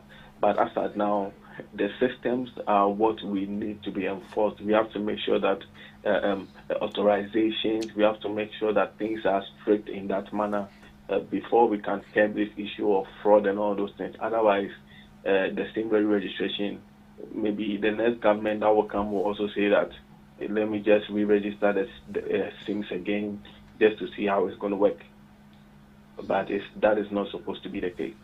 Right. Thank you so much, Mr. Innocence. I think Miss Regina has a question for you. Okay, so my question is, these scammers or hackers, can they exploit the re-registration system? Yes. So the answer to the question is yes. Now, there is a system. Anytime there is a system, there is always a counter system. Now, there are fraudsters in the system who have benefited from SIM re-registration. They've seen that there are places that can be exploited. So, assuming I'm running a cartel of fraudsters, and as I said earlier on that, which systems are we putting in place to make sure that even if we are doing this thing again, it will be done right and it will be done in the best manner to keep the security? Because let's say I am a fraudster and I put up a stand anywhere in Accra or something, and I say that I'm an agent and I'm re-registering SIM cards just because I know how the system does, and then there is nothing to trace or track whether I have been authorized to re-register the SIMs. I can use that way to exploit the person who is come to re-register the SIMs. People are doing it, taking pictures of people's ID cards and using it to re-register other SIMs and selling it to people to fraud. Because definitely you need to, after now, you need to re-register your SIM or register the SIM before you can even use it. So you ask your question. Those people who are calling you claiming that they've sent money to your mobile money and then they've made a wrong transaction and they are looking at frauding you or taking money from your mobile money, how did they register their SIM card? How was it registered? That is the question you have to ask yourself. Because the call came through, before you can use a SIM card, it has to be registered. You can never make a phone call if your SIM card is not registered now in Ghana. That means that the SIM card was registered. And I don't think any fraudster is going to use their real identity to call you and say that I have taken, I put money in your mobile money, so I need it reversed, or I am taking money out of your mobile money. No, it has been registered. And it will show you that it is an ID card of an innocent person somewhere that has been used. So yes, the fraudsters or the scammers have their way of doing all these things. So we need that system. We don't just need just a SIM registration where let me just walk into an MTN office or a Airtel to go office and go and register, and then no questions are being asked, and then the process is being done just like that without any serious verifications from the root, whether from the National Identification Authority or the National Communications Authority. There is something that has to be done to stop this fraud from going on. Right. And it's not just a normal SIM registration. Right. Yes, so please, not really diverting from the main question, but if the government didn't publicly disclose challenges with the previous registration being done, isn't the current push for re-registration potentially motivated by political interest rather than genuine concern for security or efficiency? Okay, thank you for this question. We've been in a system for a long time where I don't know how old I am, but I've been in a system for quite long for me to say that every government comes and wants to, quote unquote, make noise or do something for people to see that we are working. Yeah, sure, working. If we don't need a SIM registration, why would you come out and say that you want to do a SIM registration? Let's say the previous government was, the National Communications Authority wanting to do this SIM registration, and the previous re-registration was done by their government. Are you going to tell me that they will be saying that we want to do a new SIM re-registration? That's the first question. Because the old government was the one that implemented the SIM registration, they feel like we also would have to come back or come and do something about SIM registration. That's the same thing that happens to a lot of projects in this country. A previous government starts a project and the current government wouldn't want to continue and they want to start their own thing because they want to prove a point. That is the problem with Ghanaians. So if a database already exists and then there is an issue with the database, why should the entire population be asked to repeat the same process again that has already been done? Exactly. Sometimes if you ask the minister himself that, have you had any problem using your SIM card? You re-register. When the previous government said we should re-register the SIM card, you did the re-registration. What problems did you see? Come out and tell us the problems you saw. And then we will understand that these are the problems. But as of now, I don't think anybody has come out to complain that there were problems with the SIM re-registration, and then maybe I am making calls and then it's not going through or something. Maybe somebody has used my Ghana card to register a SIM card. Exactly. Unless there was a system where the previous government brought out and said that you can check the numbers that have been linked to your Ghana card. Why don't we stick with that? Than for you to come and say that we should re-register a SIM card just to create inconvenience, and then later on you come and say that you were the one who brought SIM re-registration, you implemented it or you made it better. Right. That's not a way to make things better. Okay. Thank you so much, Mr. Innocent Kojo Fiagbedu, for that insightful education on the SIM card re-registration. Thank you so much for honoring our invitation, and thank you so much for the education. Thank you. Do have a lovely Thank you very much, and thank you to your listeners. All right. Thank you so much, Mr. Fiagbedu. Right. So that was Mr. Innocent Fiagbedu we had right there on the line, throwing some lights on the SIM card re-registration and then what the government has to put in place to, make sure that this whole fraudulent activity is taken off our system, and the issue of other multiple numbers linked to the Ghana card is being sorted out. Right. I think at this juncture, my guests are already seated, and we'll be zooming straight into the main topic for discussion. So for this morning, I have sitting right here with me in the studios. As you know it, we have from the NDC and we also have from the NPP as well. So we have Mr. Mudase Brima, the NDC Communications Team Member, and also Mr. Paul Amwako Entry, NPP Communications Team Member. Good morning to you, gentlemen, and you're welcome to the GhanaTalks Breakfast Show. Hey, good morning. Thank you very much. Right. It's good to have you here. Yeah. Brima. Yes, please. How are you doing? Please, I'm doing good. So yeah, I'm fine. You're wearing my favorite color. Oh, thank you. I'll come for the shirt. Right. Sorry we ate into your time. We were actually speaking to one cybersecurity expert on the SIM card re-registration. I believe when it comes up, you go and re-register your SIM again.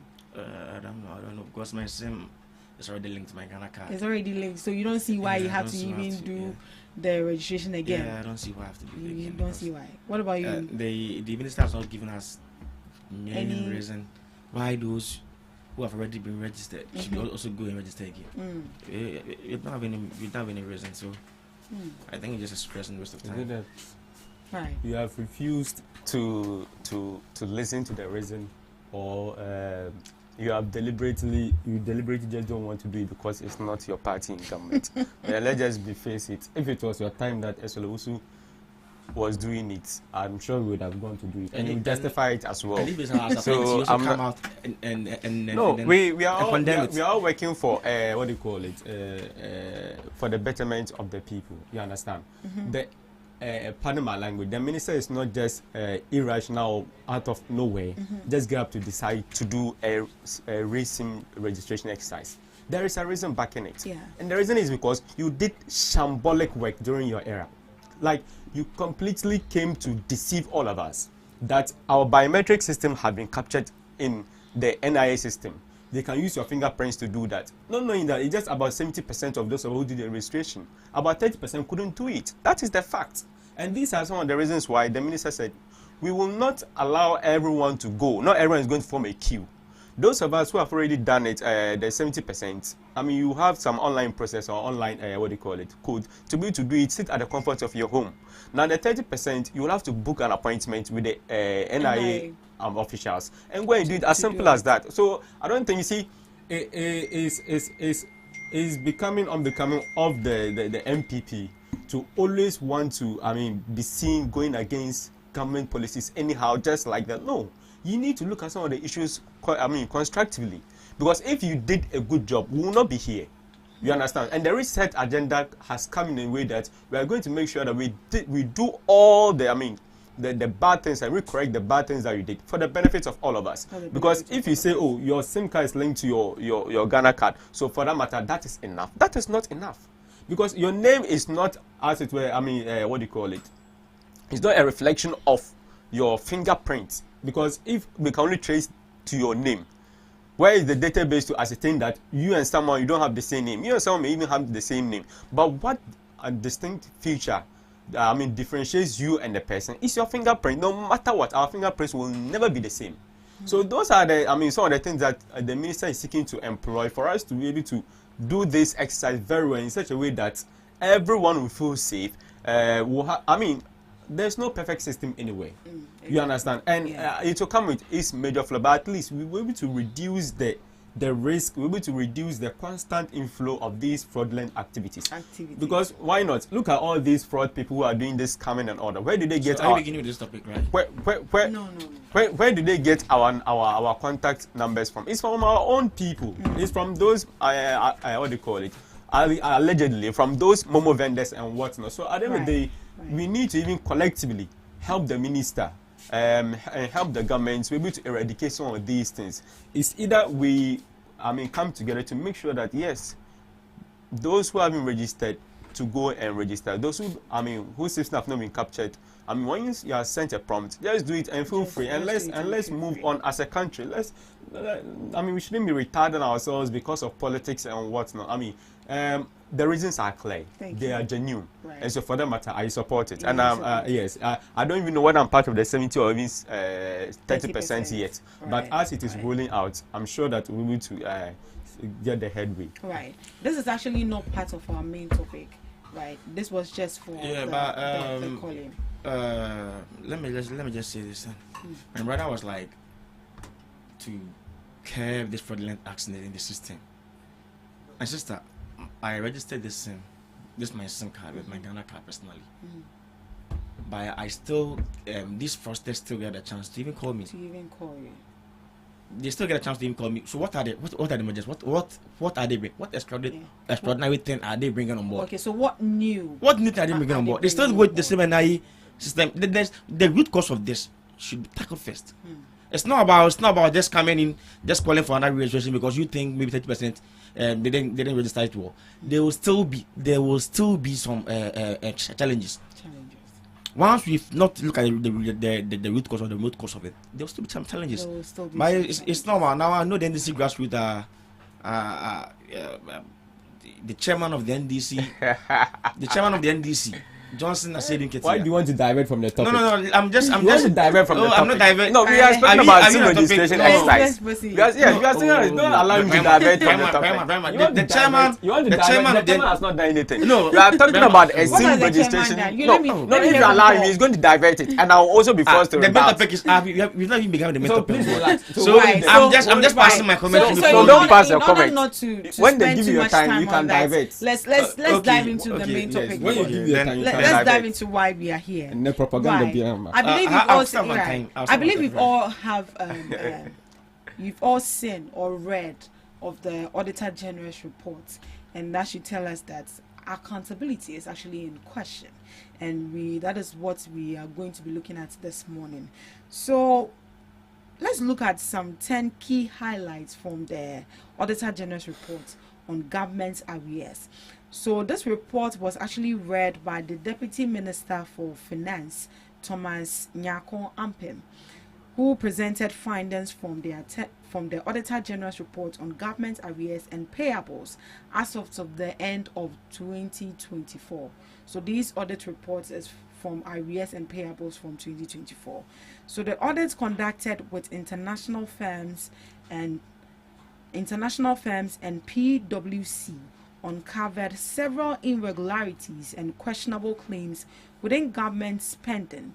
According to the Finance Ministry, the findings point to serious weaknesses in financial management across some public institutions. Here are the 10 key highlights from the report. Massive rejection of claims. Out of 68.7 billion Ghana cedis in arrears submitted for validation, auditors rejected 8.1 billion Ghana cedis due to issues such as fraud, duplication, and claims for work that was never done. Another 13.3 billion Ghana cedis could not be validated because of insufficient documentation. Alleged fictitious ID 1D1F debt. Auditors found a request for 89.4 million Ghana cedis in interest subsidies under the One District, One Factory program. However, the 5 commercial banks involved reportedly said they were not owned any such funds. Now, the buffer account irregularity, a payment of 10.5 million Ghana cedis was reportedly made to a buffer account at a commercial bank, but auditors discovered that the account number did not exist and did not match the bank's official numbering system. Missing food supplies for dry spell relief. Government reportedly paid for 34,000 metric tons of rice for dry spell relief in 2024, but only 24,000 metric tons were distributed. About 10,000 metric tons remain unaccounted for. In addition, only 11.9% of a 100,000 metric ton maize contract was supplied. Recycled invoices. Auditors found that 4.4 billion Ghana cedis in claims that had already been paid between 2020 and 2024 were resubmitted for payment. The Ministry of Roads and Highways accounted for 3.6 billion Ghana cedis of these repeated claims. Teacher trainee allowance salary. The Ministry of Education reported 160 million Ghana cedis in unpaid teacher trainee allowances, but the Ghana Tertiary Education Commission indicated that no arrears were outstanding as of December 2024. Unsupported bank transfers. Auditors identified 293 million Ghana cedis in bank transfer payments involving 6 ministries, including the Ministry of Gender and the Ministry of Roads, with no supporting contract, invoice, or records of work done. Agenda 111 mobilization payment. About $7.9 million was paid as mobilization to 35 contractors under the Agenda 111 hospital project. Some contractors reportedly failed to start work or did work that did not match the payments received. False delivery records. Some institutions, including the Ministry of Defense and the Judicial Service, reportedly submitted delivery confirmation documents for vehicles that were never delivered. Now, the Finance Minister, Dr. Kistela Forson, has referred the reports to the Attorney General for investigation and possible persecution of officials and contractors involved in these irregularities. Looking at all these irregularities, looking at all of them, 81.5 million Ghana cedis due to issues such as fraud, duplication, and claims for work that was never done. This work was never done. That money, we ask ourselves that, where is that money? Where did those money go to? Why have we as a country seated all this while without putting proper structures in place or measures in place to see government money go just like that? I believe this shouldn't be the first time we are seeing anything of this sort. I listened to an interview with where one media station interviewed Mr. Domlevo, who happened to be the former Auditor General, and he made mention that this is not the first time we are seeing issues like this. It has happened before, and these people were never called to justice, or they were not called to account for these monies, and it has happened again. And these people have been, the finance minister has referred it to the attorney general to do a forensic audit and then investigate into this issue. For how long are we going to sit as a country to see things like this happen? Mr. Vrima. Yes, I think first of all, before I begin my submission, I would like to say a very good morning to the Honorable Minister for Labour, Employment and Jobs, Honorable Rashid Pilpo, also doubles as the Member of Parliament for West Central. I think yesterday he also spoke on the floor of Parliament, urging the nurses and doctors that have been posted to the rural areas, especially to the northern side, to report to work and go and serve Mother Ghana. For all you know, the child, the parents that you are going to look after may one day become, our destiny helpers, may one day also become presidents. So we urge all the nurses and doctors, adding my voice to Honorable Dr. Rashid Pilpo's voice yesterday on the floor of Parliament, that they should all report to work and work wholeheartedly. We understand that sometimes the conditions there may not be favorable, but when you look at the Upper West region for West Central constituency, we have everything available. Just like the minister was saying yesterday, we have excellent schools, we have, excellent drinking water. It's more of a town than a village that some of them may think, and they maybe enjoy it. But in terms of even cost, it's less, expensive to live in these areas, and you also be well received by the natives and be treated well too. And also the gentlemen, those who may be looking for the doctors, looking for good wives, you find them in the north. So please, they should do well to report to work. Is for there the a way sake of of advertising Mother Ghana. your women to people? It's a way of letting them know there are so many good things in the north, and beyond even monetary value, you also get some company that can even lead to reprocreation, just as God has access to do.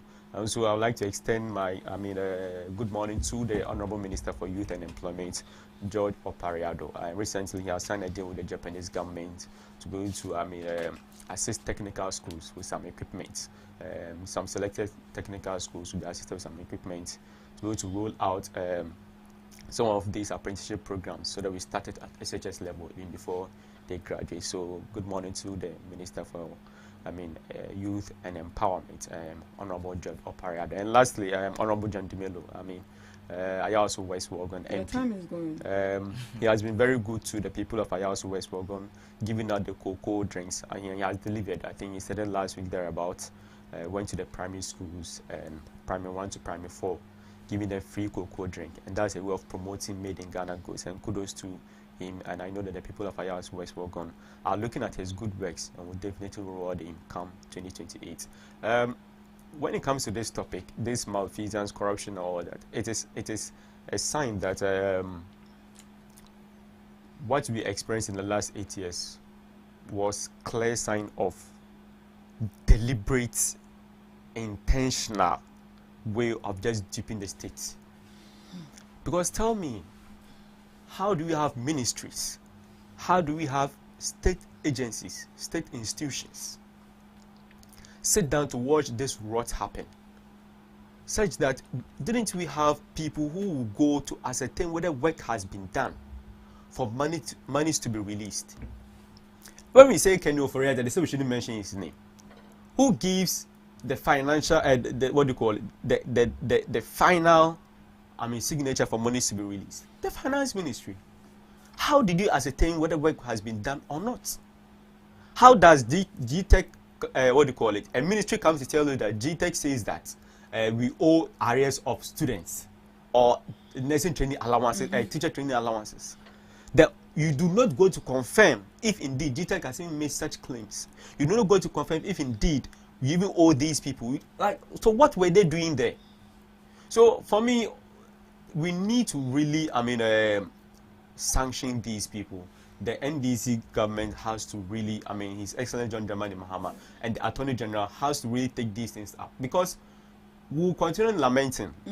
And people will continue to, perpetrate such things with impunity, because at the end of the day, they realize that nothing will happen to them. Nothing will happen to them. And that is also a sign to all of us that in the annals of the history of this country, we should make sure that a certain political party never comes back to power. Because with this loss of money that we have experienced, we could have built boreholes, we could have built schools, we could have completed their agenda 111 day they started. One district, one factory. I don't know any district that had a factory from scratch. One constituency, $1 million. You know what $1 million can do? $1 million for a constituency, it can turn a constituency into a Trasaco. But we never saw it because of this kind of crass misappropriation of funds. That's stealing. This is pure thievery, broad daylight. That I have said the farmers need. There's one that they said farmers said they needed some equipment or something like that, and that was it. Money has been released, no work done. They've not received the goodies, and during their time, they've been selling the fertilizers to the farmers. And at the end of the day, you come to power and misappropriate such funds. So I think that some of these things, we need to really watch it out. The government has to really crack the whip. We need to really crack the whip, because if we continue to lamenting and complaining, the Ghanaian people are not going to take us serious. Because at the end of the day, if you are saying that people have taken some monies, if you are saying that we have lost these monies, this is not even money. People have stolen the money. The money is not just lying. It doesn't have wings to fly. It doesn't have, no. We need to crack the some people have pocketed the money. And so you see, one sad thing about this our kind of system is that it is when a political party leaves power that we get to see this kind of rot. It then goes to tell you even the very people who are not even the political actors, the chief directors in these institutions who are just civil servants and whatnot, are also part of the issues. Because how do you sit down, allow people to tell you that, okay, these are the things that are happening, as a chief director of a ministry, you do not confirm these things. And you see, it seems like whenever someone becomes part of a government, or whenever there's culture of silence, even during that we experienced it so much so that no one was talking about the bad things that was going on. Apart from the end, if you spoke with an NDC person, they never, recognize neutrality or whatever. If you spoke, they will allow you to NDC. And so because of that, they were never, ready to even listen to genuine concerns. And this is where we are. So what I'll urge, the Attorney General is to do prudent work. If we need to set a special court, let us move in. We need to see people behind bars for the crimes that they have committed. You see, when we go to court with these things and we go and do 21 counts of money laundering, stealing, when will they finish this kind of case? Let's catch one. Money laundering. Let's start with him. Just that. Charge the person for money laundering. Let's deal with that. Let the court jail the person. Fine. You be in jail, then you come and start the other case again. Then we'll compile the number of years there. If not, I know the people are going to see that, oh, this person came to do it, nothing happened. This person came to nothing happened. So, but I don't know, this is, a point where we need to let the people of Ghana know that the rot that we have been complaining about, this is the evidence of it. Right. This is the report from the Attorney General. And so we need to crack the whip. And yesterday I was listening to Honorable Felix Kwachu Oposu. He indeed stated that the Attorney General is really going to take this matter very seriously. And when we look at the Public Accounts Committee last year, His Excellency John Dramani Mahama even invited the Chief Justice and the Attorney General. Yeah, and they came to the table to set up these tribunals so that we fast track some of this. Because I don't know if we make all these complaints and we don't put people behind bars, you see that our friends will think that we are joking. We need to really crack the whip and make sure that Ghanaians get the benefit of the money. We need to even recover these things. Thank you, and it must come in full bloom. Thank you so much, Mr. Brima. Right, Mr. Paul. Yes, what does these findings tell us about financial management in the public sector? First of all, let me say good morning to our cherished viewers, and a good morning to the good people of Amasama constituency, especially my electoral area, Kutunsi electoral area. The chairpersons are doing very well. In fact, since we began this reorganization and registration of our members, the chairpersons of Kutunsi electoral area and Amasama constituency are doing very well. And kudos to my electoral coordinator, Coordinator Jolati. And also a special good morning to Commander Kwambekwen, who is the youth organizer for Wajak Bayo constituency and is now aspiring to become the regional youth organizer for Greater Accra. And also a special good morning to Commander Chris Lloyd, deputy youth organizer, deputy organizer for the MPP, and also aspiring to become the national youth organizer for the MPP. Now, let me come to what I was about to say. The chairman of the NDC, I was still, no, it's my time, so you don't just keep quiet. The chairman of the NDC has made it clear.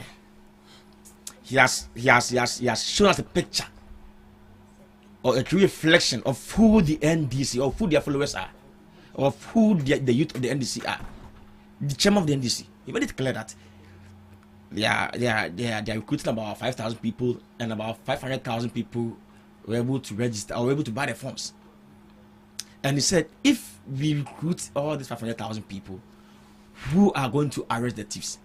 This lamenting is about the NDC grassroots, the youth in NDC who are lamenting over this recruitment issue. Everywhere you go, the NDC grassroots are lamenting. I've never seen any MPP members lamenting. I've never seen any MPP youth or grassroots lamenting about this recruitment.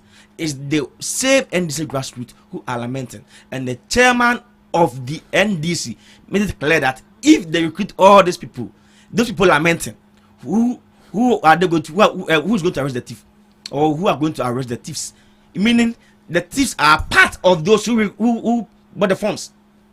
Or the thieves are part of those who are lamenting. The thieves are part of the NDC. The thieves are part of the grassroots. Now let's go to the main topic, my sister. We're talking about corruption. My brother here, this means we shouldn't even let the NPP come back to power, whatever. This is the true reflection of the NPP. This same Attorney General came to when they came to power, and then they appointed him as the Attorney General. After vetting, and then he was sworn as the Attorney General. His first case was to start quashing cases from court. Cases involving his own party members. Started quashing all this stuff from court. If you want to see, well, want to talk about corruption, this Attorney General should have even started with those issues in court first. Let's talk about those issues in court. Let's make sure the court hastens the hearing of those issues, so that we can know the outcome or the verdict of those issues.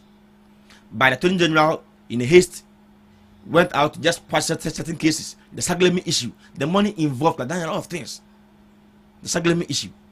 But the Attorney General just went out, just quash it. Because a party member, Opuni and the rest, the Kokobo issue, the money involved, can also do a lot of things for the country. But because he's a party member, he just went out there, just pushed the case out of court. And we are here talking about NDC is trying to fight corruption. My sister, NDC is only just trying to lament, especially when the sensitive issues come to this country. That's when you see them coming out with some of these things. Attorney General, the Auditor General has come out with these things. Lamenting. You do see that as a lament. That's actually a credible report coming. That's a credible report, and the people have to stand trial before we can even stand up to this. That's his report. When the World Bank came out with a report about this gold bond issue, then this is a wait for Auditor General. But the IMF also is a credible source, or is it a lie? Should you discredit the IMF? We can't discredit the IMF. So until people stand trial and they will know that monies or funds have been misused and other things, that's where you can see this is it's like the oral issue. The oral issue, the Attorney General is saying the calculations or whatever about the 21 billion was done by Honorable Blackwell. He doesn't even know whatever about those amounts. The amount about $21 billion that they said you're going to recover was even done by Honorable Blackwell. And today, even if you sum up even all the amount of money, all the cases that they are even trying to push in court, if we sum the money up together, in fact, you don't even get $1 billion. You don't even get $1 billion. But they were making noise. As in fact, if the NDC don't come to power, like Ghanaians and many of the Gen Zs will believe that the Blackwell is a very honest man. If the NDC never came to power, like Ghanaians will believe Honorable Blackwell is an honest man, because what he was saying and what was the figures was quoting in the position. And in the second year, in the first quarter of the second year, and then we are still talking about corruption. We are still lamenting about corruption. We are still making us about corruption. Once we can't even prosecute, you haven't even been able to prosecute anybody. The level of corruption in this country. Let's look at how even they recruited these people. Like they tried to recruit these people into the security service. You know, you are recruiting about 5,000 people into the security service. You know this. And you sold about 500,000 forms. 220 cities times 500,000. How much? Meanwhile, you know the number of people that you want to recruit, about 5,000 people. You sold about 220,000. This is another way to milk the people, to milk every Ghanaian. This is another way to take money or to steal from the average Ghanaian who is suffering. people's suffering here because you recruit about 5,000 people and then just delve in to sell about 500,000 forms. About 100 times 100 of the number that we want to recruit times 100. 5 times 100 is about 500,000. 500. Let's look. So yeah, so this is how. So don't come in and saying certain things. When this issue came out, and they said no, this is really the time for the Otaja to come out. When this issue started coming out, and then they were like, no, this is really the time. And Ghanaians are fed up with this. Ghanaians want to see action. I'm a youth of this country, and I'm against corruption. Corruption might, from what we are seeing, corruption has started from the public servants. Has been from public servants. And I'm saying again, I am a youth of this country, and I'm against corruption. Whoever that's involved in this scandal or in this whatever should stand trial. Right. So would you say you were disappointed by the report that was brought out by the finance minister, the deputy finance minister? This is a report from the deputy finance minister, from Dr. General. From the Auditor General. From the Auditor General. Right, so he came to read. He just came to read it. So we are yet to hear from the Auditor General. We are yet to hear, and then we are yet to hear what the people also have to say. Which has to do with the ministries. Yeah. Right. Yeah. So and then that will be when they stand trial. But if they do not stand in the trial, and then you just come and read this thing to us, and they go. I don't think there's any action. There's even any importance of coming to say to us. But if they're not going to stand trial, they're not going to stand trial and face the consequences of their actions. I don't see any importance of coming out to even read this to us. It's like the oral issue. Coming out to read issues, coming out to lament, coming out to make noise about somebody looting, somebody taking money from here, somebody stealing. We saw the car raiding people's houses and other things, which unlawfully raiding people's houses. And still, you cannot even prosecute anybody. And they're still coming out. If you cannot prosecute anybody, don't come out and read anything to us. Right. Because Ghanaians are not interested in this optics. We need actions. That's what we need. We need actions. And it's very simple. We need actions. Not just optics. They just come here and you read and then we just go and sleep because you think. Start from the politicians, straightforward, the public servants. From there, you can know the root of all these things. Right. Mr. Brima, how did we sit as a country to see such large claims go undetected? These irregularities go undetected for years. It's because we are all involved. We are all involved. Exactly. From the gate man to the top person. To the top. We are all Everyone involved. is corrupt, one way or the other. When it favors you, it is corruption. When it doesn't favor you, it is connection. And it is sad that it has found its way to every household, every institution, where everyone wants to make a living out of a state contract, a state policy. And it has become the norm. And at the end of the day, if sanctions are not being meted out to the culprits, it will continue to be like that. And you see, that's why we need to also, our judiciary, we need to also, let them recognize the fact that these are grievous crimes that are being committed by the people. They need to be up and doing. The Chief Justice, I know he barely has 1 year to go, but he needs to implement some of the things that he spoke at the vetting of his vetting. That you fast track some of these things, especially these high-profile corruption-related cases. They shouldn't go without punishment. And when that happens, it seeks to, tell the ordinary guy, normal, because they feel that when the politician or these kind of corruption-related things, associated with politicians, it has always been the norm that it's either we drag the case and the next 4 years, one attorney general comes to discontinue the case, then case closed. Then the next 4 years or the next 8 years, another person. So it has given the belief to everyone that, these things will not go anywhere. And then we see that it doesn't go anywhere. And it is clear. And you see, the last time I was saying that if not there was a change of government, we wouldn't have been standing trial. Finance minister will not leave this country, will not want to return to this country. We wouldn't have found the NSS scandal. And remember, the NSS scandal is not even from government itself. It's from a private institution that was able to, carry out these kind of scandals and came out with these kind of scandals. We wouldn't have known about these things. Are you aware? He is here talking about we are not seeing real action. Are you aware that the NSS people are, some of them are doing plea bargaining. They are willing to refund some of the money. And the Attorney General was clear. our aim is to refund some of the money, but definitely we will have to sanction them. But our main focus is be able to refund some of this money. And your people are, don't worry, the results will come. Their own people are going, behind us, doing plea bargaining and bargaining for them to, bring back the money and all that. I know it's time. And some of these corruption-related cases are still on trial. We still have the Signal Bureau, Eduboy is still in court case. We still have the NSS people still in, we still have one to me on trial. So we need to give, make sure that we allow the judiciary to do its work, whilst ensuring that they do it, in a manner that which will not extend beyond another term. Because we know, once there is a change of government, there's no way they will persecute their own. That is politics. That is very true. And that is the reality we have come to face. So, as someone who speaks for the government, what we are encouraging our appointees and our government people have to do, the Attorney General, if they have to employ more hands to deal with the case separately, so that we crack the whip and see to the issues being done. You see, so my brother here will say it is optics because the cases are not going as fast as we want. He will say it is optics because he has not seen any of his colleagues, the party members being jailed for any crime.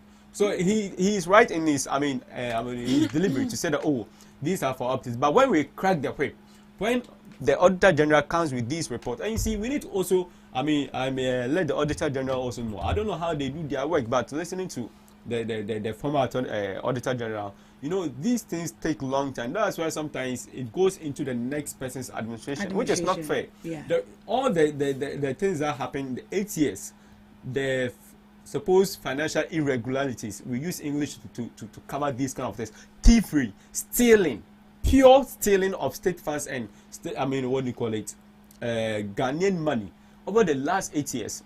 Which one of them has or did the ex-war administration acted on? I'm yet to hear of any case where the NPP acted on an Auditor General's report of financial irregularities in the last 8 years. Yeah, it means that it is something that whenever they are in government, they it's like they are reluctant to release the outcome of these investigations, or I don't even know. And you see, some of these political machinations are also part. Look at the Auditor General when he decided to touch his Nanada's anointed Yawasafumafo. He said, "Go on, leave."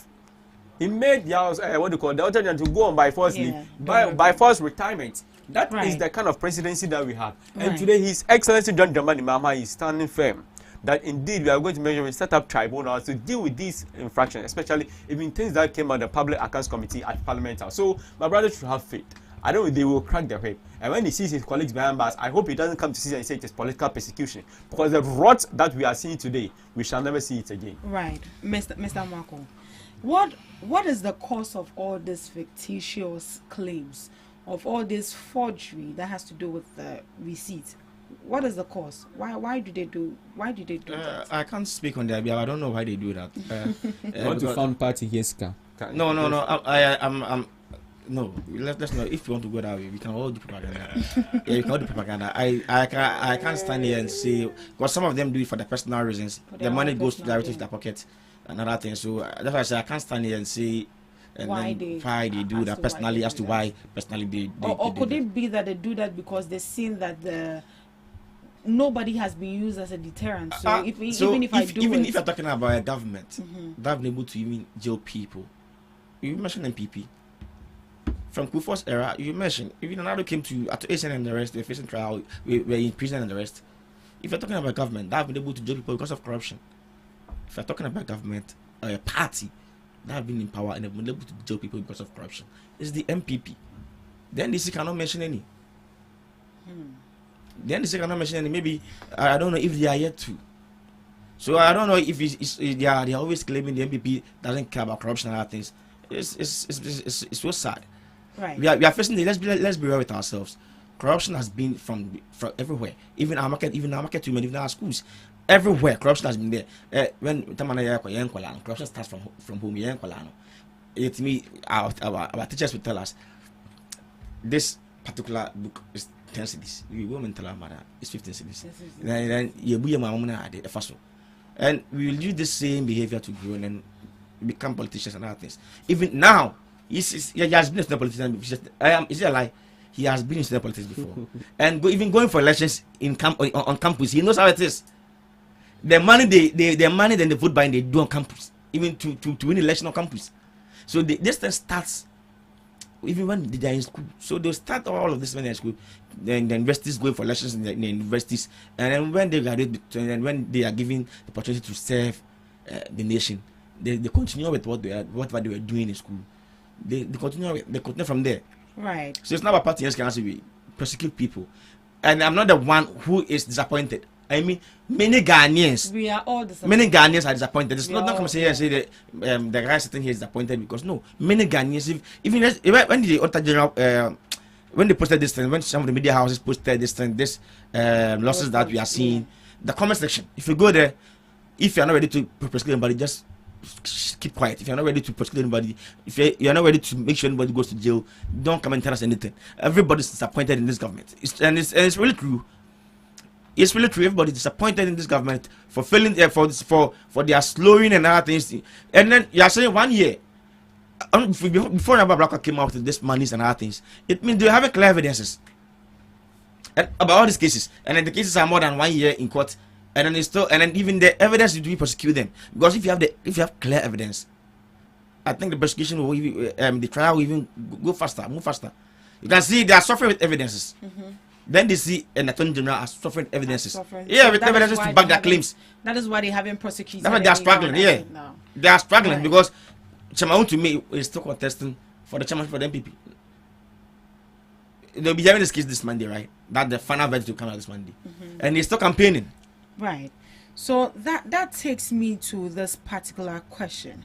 Hearing from the former Auditor General yesterday, that is Mr. Domlevo, he disclosed that during his time, he disallowed 5.4 billion Ghana cedis, and nothing was done about it. Do you think that looking at all these cases is going to take a political will to make sure that those that are found culpable are brought to books, or simply because it's something that we just don't want to talk about or prosecute these officials? It's just that which political party in this country has jailed one of its own before? Why can't we jail them? That's the question. Which political party in this country has jailed one of its own before? They don't do that. So that's where it's like if my government is in power, then let me do whatever I want. That's where the thing starts from. But if a political party start jailing or start letting its own people start standing trial, that's where you start fighting corruption. You get it? Recently, this Amancia Central issue, the DC taxing illegality. I was even expecting the president to interdict the MCE before they start investigating to that matter, because he was taxing illegality, and the president came out with this code of conduct for this reset agenda, or this is reset thing, that if you go against whatever that is trying to reset, and then the president is trying to fight galamsey, and you see another DC taxing illegality, taxing galamsey, taxing chamfan, taxing excavators, and then even you didn't interdict him. But when you saw Baba Jamal sharing TVs and other things, you were fast to call him off, to go home, to sack him. Yeah, you did that fast. You did that faster. But this taxing illegality, something sensitive like this, the president couldn't even interdict the DC for them to investigate into the matter. This is where it starts from. But I say, like, my government is in power, I don't care, because the DC is still working freely. When I'm on, if we're in a serious country like this particular DC, will even be interdicted before they start investigating into that matter. But he's still working there. And what do you think will change? Nothing will change, because if he keeps working freely, then others will start doing it, and they'll also start working freely. It's time for parties to start jailing their own members, or their old members when they're in power. Exactly. That'll be when we start to see that we start to feel that they are really, really, really serious and really, really want to fight corruption. Really if not that, then in fact it will just be something for the optics. Yeah. Right. Brahma, is this going to take a political will to actually fight these people and bring these people to books? Because it looks as if when I come into power, I have to cover for the previous administration when the previous administration, when another party also comes into power, they find it difficult to arrest their own people. And I believe this is actually not something new. We've seen it before, just as Mr. Dominivo has stated. Is it going to take a political will to... I think when it comes to, that political will to deal with, corruption and corruption-related offences, irrespective of political colour, the NDC has a strong record to back that. During our time, Abuga Pele and the rest, the likes of JIDA, Youth Employment Agency and whatnot, they were all arrested during our time. We have Abuga Pele, we have Philip, is it Assist or something like that. Those were our time when we started prosecuting our own for committing some of these corruption-related offences. When we look at the likes of National Communication Authority, we had some $4 million scandal then, where some director generals went to do certain things on their own at the National Communications Authority. We started the prosecution during our era, though the final judgment came after we left office. But the NDC over the years have, proven that we will always prosecute our own, no matter what, irrespective. They brought special prosecutor Master Ahmed and they thought that he was coming to do witch hunting when he decided to tell us, the whole world, that the mother serpent of corruption is the former president Nana Dankwa Akufo-Addo. And that when they tell you the mother serpent of corruption, that means that someone who has given birth to multiple children, he is the one, encouraging these kind of habits that have been going on. He should tell us, why did Martin Amidu run away? Is it that the president, when he was appointed a special prosecutor, was just, wanting him to put his hands in his lap and sit down? When he decided to work, what didn't he do? They gagged him.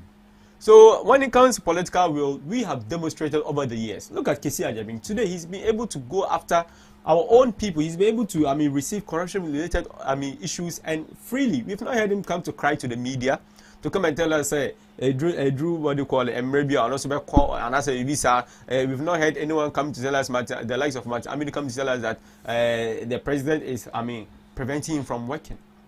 So I don't think it is clear on which political party indeed fights corruption and even fights its own. Then when they were accusing Ato Force of ambulance trial and whatnot, we stood trial. We're being, what do you call it? The court, what's the word they used? Relieved us. Ato Force was not found guilty of any crime. The last 8 years, who have they even been able to jail as an NDC member when they were also crying about corruption-related offences and whatnot? They never had those political will as compared to us. You understand? We have a track record of jailing our. When you go back to the likes of your friend to the time of Kufuor and whatever, Chachuti Kata, he was vindicated.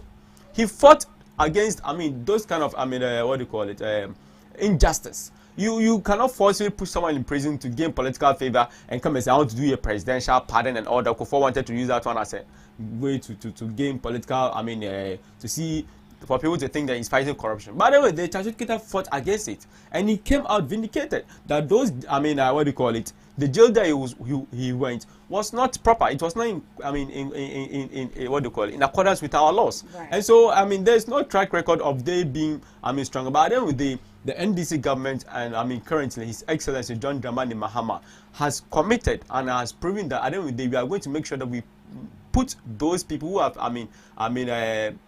committed these crimes in jail. I'm happy that the cases are ongoing. We are seeing updates gradually. But let's give some time. You cannot blame the executive arm of government for cases not being fast tracked, because we are not going to arm twist anyone. We are not going to be the people to push the Chief Justice to do what he doesn't do, so that you come and say that, we forced him to what do you call it, to sit on cases and he couldn't do it well. We want them to do justice to the work. And so for that matter, we will have to be patient to wait for the judiciary, to be able to oversee these cases. The Attorney General will to go to court and defend those things. You understand? So the fact that the likes of Okudeta, Blackwell and Co. were coming out with evidence of corruption-related issues. My brother, one of them is the National Cathedral case. The National Cathedral, the money, there was no work done. You cannot go and take about $58 million. If I go to the bank to go and take $58 million, I don't need a court to come and tell me that I'm a show working. You went and destroyed the homes of judges. You went and destroyed state institutions, buildings, with nothing to show for $58 million. Where is the money? Where is the money? You need to show proof So I don't know if someone goes to the investigation that yes, you indeed took this. We don't even know where the secretary of the National Cathedral is. We don't even know when they went abroad. They went to bring stones from Israel, and we don't have anything to show. So what we have to continue to urge upon the judiciary is that to make sure that some of these issues are dealt with properly. Because that is where people have interest in. Because the likes of people going to steal goats, chicken, and all what do you call cock, hen, and you are jailing them left, right, center. People are fed up, but we need to see high-profile personalities face accountability. You understand? Yes, we always say, "Oh, not guilty until proven guilty," and that's why we need the court to be able to work. And I'm sure with the reset agenda, I mean, the judiciary will be able to, execute these things to the satisfaction of all of us. We cannot continue to be singing issues of corruption whilst we are not cracking the whip. It will do a disservice to the ordinary Ghanaian. And so I'm counting on the judiciary, and I have hope the Attorney General will be able to lead these cases for us to see that indeed these things, people face the sanctions and it never happens again. Right. Yeah, my sister, Essie, it was making claims about this thing. This same Attorney General, about this, even this same NDC, when it comes to corruption and things, you have somebody who was contesting to be a flag bearer of the party, Kabnadufo, facing some cases, and then the man himself accepted. EPP took him to court. After the NDC came to power, let's assume the man there were just allegations. How would the man agree to pay 60% if they were just mere allegations? How would Kabnadufo, who was aspiring to become the flag bearer of the NDC, agree to pay a certain percentage? He went to the agreement with the Attorney General. Then people took him to court. Not because we knew whatever there was there, but that's what I was saying, that the NDC should have waited for the court to hasten or for the court to finish with the trials of this Opuni and the rest. Because looking from what, or judging from what Kabnadufo's issue went, how he himself agreed that really, because if you accept to pay that money, that means truly there was some thievery or there was some corruption there, or there's some money that you took. Once you agree to pay, then it means there was something there. Because if I've not committed any crime, why should I agree to pay a certain amount? Ask yourself, if I haven't committed any crime, why will I agree to pay any amount? No, I will not agree to pay. I will still force for the case to be for the trial to be held in court. I finish with the verdict, or I get a verdict. I get it. Go to jail. If you know you've done the right thing, then meaning Kabnadufo is a very corrupt person and an NDC official, and then he came back to agree. So then people tried him. Then people were standing crying in court. And then when this party came to power, it was like, no, now my party's in power. Mami Juntum initially was denying that there's nothing of that, nothing of this has happened, nothing like corruption has happened, nothing of any scandal like this has happened. He was denying all those things. Later on, what happened? When his party came to power, he agreed that yes, something has happened, I have to pay. Because once you agree that you have to pay, then it means something really happened. That means you really took money. Once you agree to pay, then it means you really took money. So when it comes to corruption, it's not one. Kabnadufo has made it clear to us that NDC, he was once a finance minister, he was once a governor of the Bank of Ghana, and he's having this case surrounding him. And then now this coming Bank of Ghana also was having a case in court, and then he's now working freely. They just came out to just quash his case. And then now he find it difficult to even publish. He published that he just came out with one video about the transactions or whatever, the end of year report of the Bank of Ghana. Just the very same day that I broke the video, that very same day they took it off the media. Right. Now looking at the issue of the irregularities, going forward, what proper reforms can the government put in place to make sure that we don't see such things like this in our system?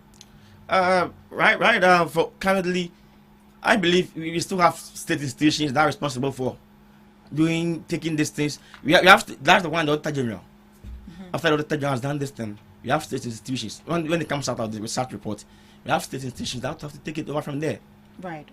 So the state institutions like the our judicial system and the rest, the attorney, and they have to take it from there, and they have to make sure the people involved are prosecuted.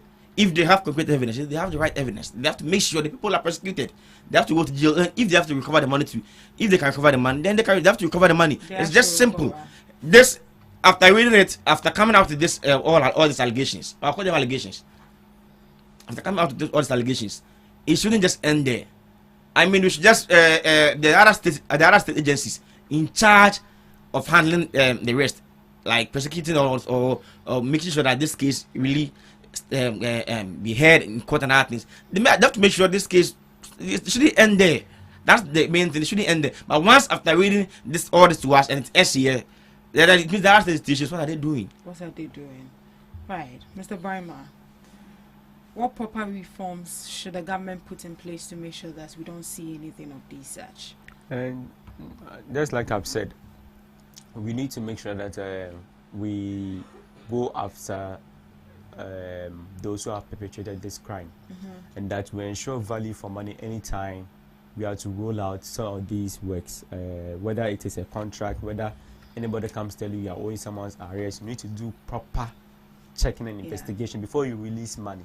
We don't have to release the money after they have gone to spend the money. Then we now come crying foul that we didn't know. I mean, feigning ignorance and order. So we need to make sure that first, those who have perpetrated the crimes, the Attorney General takes these cases to court. I mean, there should be a fast track. I mean, setting up courts to fast track some of these things, because those are the things that people have interest in. Public interest is so much centered on it. And when the attention is like that, you cannot disappoint the people. So once you're able to, set up these, tribunals and fast track some of these cases, you make the way easier for the Attorney General in the state to go after these people. You have to also make sure they investigate and make sure that the payments you are making, we have value for money. If you are giving farmers fertilizers, if you are giving farmers, soya beans, if you are giving people arrears that are being owed, it is verified with the system, the data that has been gotten, that indeed government is owing these people. And we need to, as it were, make sure that we don't prolong some of these issues. You don't go to court with 21 charges or counts against someone.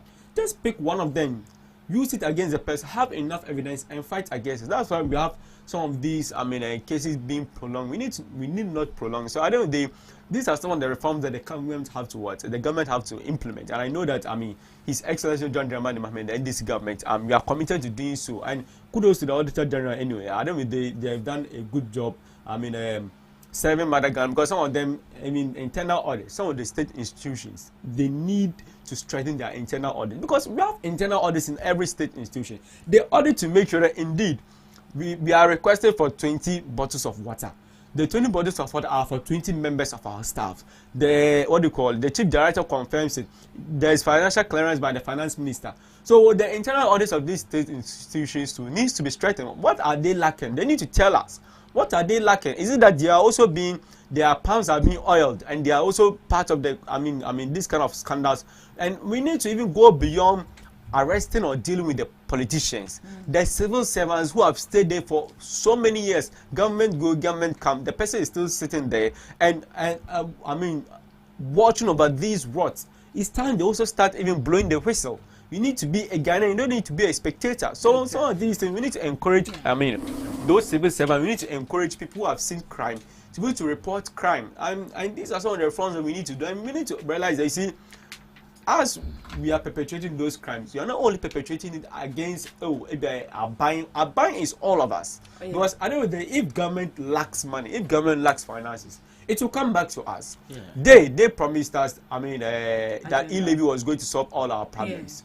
Why did they bring e-levy? It's because of lack of revenue. It's because of lack of finance to run this country. Why did they bring betting tax? It's because they didn't have enough money to run this country after their bad economic management of Ghana's economy. You understand? After their bad leadership, what did they do? They bring it to us. So at the end of the day, these are the questions that we will face if we continue to, loot the state and whatever. Because the politician will always look for ways to take it from us. They brought us COVID levy. They promised us free water, free electricity.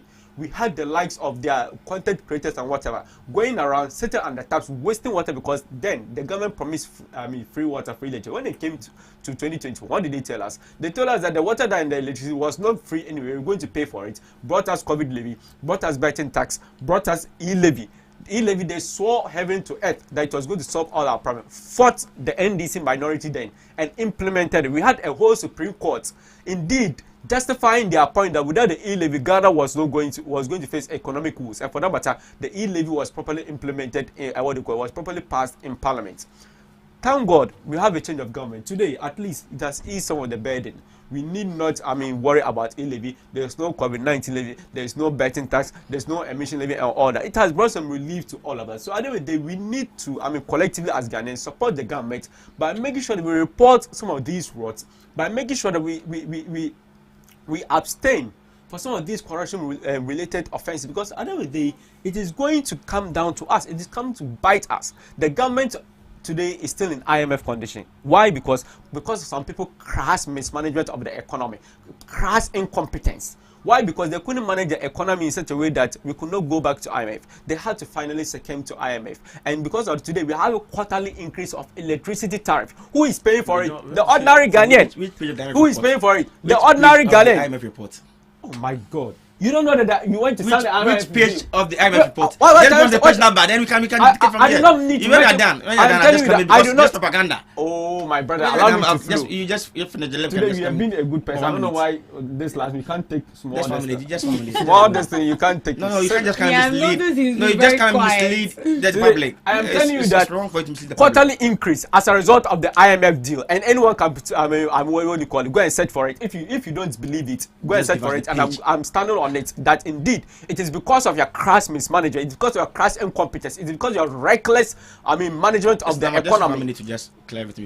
That has brought us to some of these things. And so at the end of the day, quarterly increase of electricity tariff, and we are facing it everywhere. So what I am trying to tell the people of Ghana is that if we all decide to make sure that we go on the tangent of where we do not engage in some of these financial malfeasance, we are indeed making sure that we safeguard the public purse. Everyone has a duty and responsibility to play. It's not only the politicians. You, the ordinary Ghanaian, if you see wrong, you report it. If you see what is going wrong, you need to abstain from it and let the state the state institutions to deal with it and deal with it properly. So I know that we thank God that the government today we have a strong exchange rate. Today we have no fee stress policy where level 100s are receiving their disbursement of the no fee stress policy. We have free education for disabilities in this country for the first time. We have free, and today we are not hearing of any free such as brouhaha. Today they are going to school without green go whatever. Today we do not have complaints. Stop misleading the people. That I do not. No, I'm telling you for a fact. Stop misleading. I'm telling you for a fact. People are still going. It's not like the first that we had it. Things are going on well, and let's just appreciate the fact things are going on well. Today we've come to collect their legacy debt. Today the economy is looking. Today fuel is no longer at 14 Ghana or 15 Ghana. Their MPs are sharing fuel in their various constituencies because of good governance, and they need to appreciate that. And so for that matter, when we are talking about these things, they are the least people we expect them to even say anything. They lack that moral right and moral standard. You came to mismanage this this economy in 8 years. And we are, you are expecting us to use 1 year to clear your mess, and we've cleared them. Right. So I don't know, let us have faith in our government, and we will deliver. We will make sure that these people will come after them, and we shall see this kind of malfeasance no more.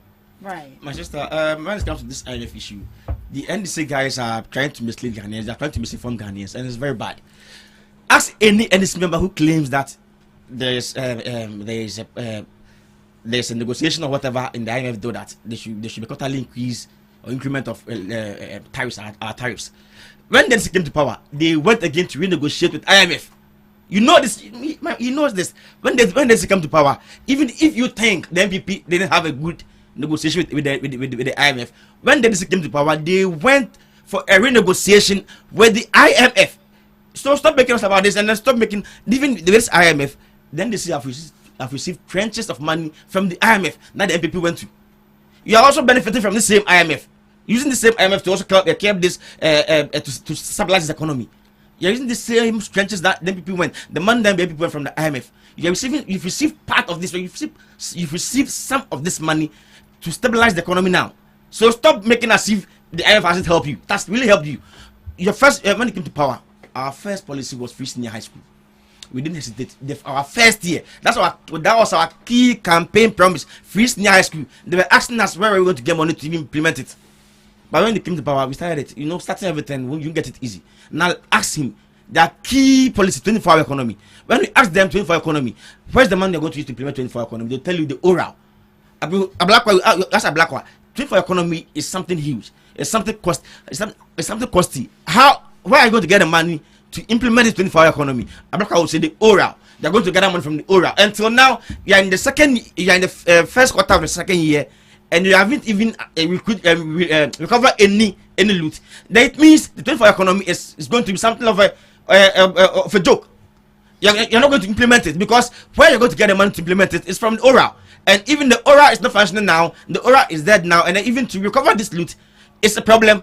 You are facing all these things, and then you come and sit there and say IMF. Meanwhile, you, the NDC, are benefiting from the IMF. You've received tranches of money from the IMF last year. The NDC, the IMF that you're talking about, and tell Ghanaians the page, which IMF page that the MPP allowed that, or the MPP agreed that there should be quarterly increments of our tariffs, being it water or electricity. You cannot mention any. You cannot mention any page. So stop misleading Ghanaians. Stop misleading Ghanaians. The NDC went to IMF to renegotiate when they came to power, and this is what they came up with. Let's come and tell Ghanaians lies. When they came to power, you went to IMF back to renegotiate with them on how to pay this debt, or how to manage this economy and pay the debt back, restructuring the economy and other things. You want to IMF to renegotiate. It's not about MPP again, so stop making no say about MPP doing this. You go back to IMF to renegotiate. You go there and you benefited from the IMF. Right. In the coming days, we are just hoping to see an upgrade, not necessarily not an upgrade, but a new development on the case of the Auditor General's report. For me, I'm expecting that those that were found culpable are taken up on. We don't want to hear that because they are part of, or they are all in a political family, so they are not going to prosecute this political class. I know it's a political class. They promise us that they are going to make sure they take everyone on who is found guilty of causing loss to the state. So we are just hoping that in this coming days, we are hoping to hear new developments on this particular auditor report case issue. Right. We'll look at our second topic briefly, then we call it a day. Mining royalty regulation could cost Ghana 1 million jobs, minority. So this is actually coming from the minority, and there's been Ghana has proposed mining royalty regulation. So the minority in parliament has raised concern that Ghana's proposed mining royalty regulations could lead to significant job losses in the mining sector. According to the minority, the new policy introduces a sliding scale royalty system that could increase the royalty rate mining companies pay to the government when global mineral prices are high. So currently, under the Minerals and Mining Act 2006 at 703, as amended in 2010 at 794, mining companies pay a flat of 5% royalty on their gross mineral revenue. The new proposal would allow the royalty rate to increase up to around 12%, depending on global prices, particularly for minerals like gold. So now, the minority says the proposed mining royalty regulation could threaten jobs in the sector. From your understanding, what is exactly changing in Ghana's mining royalty system? Looking at it, I'll begin with you, Mr. Brima. Yes, I think we are going to what do you call it? A new phase where we are really looking at gaining much from the revenue that these mining companies generate from this country, from mining in this country. It is sad that we were promised one district, one factory. Had they been materialized, perhaps we would have been able to get some of these factories and industries to process some of these raw materials and minerals here. We do not need to go and even contract any foreign company. We do not need to give out our percentage of our royalties or whatever. We would have owned 100% royalty to whatever that we are mining in this country. But it's unfortunate that we lack the technical know-how, we lack the expertise. Well, let's say we lack, or inadequate. Let me put it that way, because it's like if I say we lack, we don't have any. But I would like to appreciate that maybe we have some, but it's not adequate enough to get ourselves, mining these, royal minerals ourselves. And like the president said, he's looking at by 2030, Ghana should be able to process all our raw materials from our natural resources, especially from our cocoa. So it is in line with that we are making sure that these minerals that these mining companies are mining, we get at least some value for money indeed. First it was at 5%, and people feel that we deserve more. I think when we discovered lithium, the deal was around 10 to 12% that we were going to get from the royalty, and we had issues with it. And so I'm glad that the government, took back this deal. I think it was late before Parliament, still at 5%, and then went to look at it, engage stakeholders. And I think we had some warnings from the international bodies about how this is going to affect our transactions. It's all because of their suck away investors. Exactly, it's all because of their interest, because they know that just 12% alone, they are not even willing to give us, because so it should be that if they can't comply, they can leave. My sister, if they leave, how are we going to? Exactly, that should be another thing. Yeah, so we should be looking at so I don't know. As we are, looking at getting a greater percentage of the royalty from the total revenue that they get, we are able to look at industrializing these. Our country, to make sure that we get value for money. We are able to set up some factories ourselves and make sure that the ordinary Ghanaian get to benefit from some of these deals and policies. Because at the end of the day, if our gold royalty, people come to mine from it, and out of 100%, we are getting 5 to 10%, and that one is even dependent on the global price. So anytime, any day, the global price is falling, we are not going to get full benefit like that. If it's going higher, they are going to gain. I don't know, they will be the greater winner than us. And it is sad that over the years, that's why some of us, we appreciated the first president of the Republic of Ghana, Osagyefo Dr. Kwame Nkrumah, when he was trying to industrialize this country, making sure that we process some of these things and make sure that the ordinary Ghanaian, the black man, will be able to control his own affairs. And on paper, most of us are seen as politically independent, but in reality, we are not independent like that. But I believe that the NDC government, His Excellency John Dramani Mahama, we're going to make sure that we're going to make sure that we gain the full benefit. And so kudos to the government. The government has proven to be a listening government. I know in times past, had it been a different government, they would have gone ahead to implement it anyway, because but for the fears, that is going to cost 1 million job loss. Oh no! For me, that assertion by the minority is false. You think it's an exaggeration? Absolutely false. You don't see it to be something. There's no way it's going to get. We shouldn't be worried about it. It's not going to cost any 1 million jobs. Where are the statistics? Who are like this? So if the investors come pay and the jobs, meaning people are going to lose their jobs. The investors will invest with us. The investors are coming. You are so positive about I'm so that. positive. Because jumping from 5% to 12%, but you a whole 100%. You are getting out of 100%. Government is just taking 5 to 12%. It's not even static.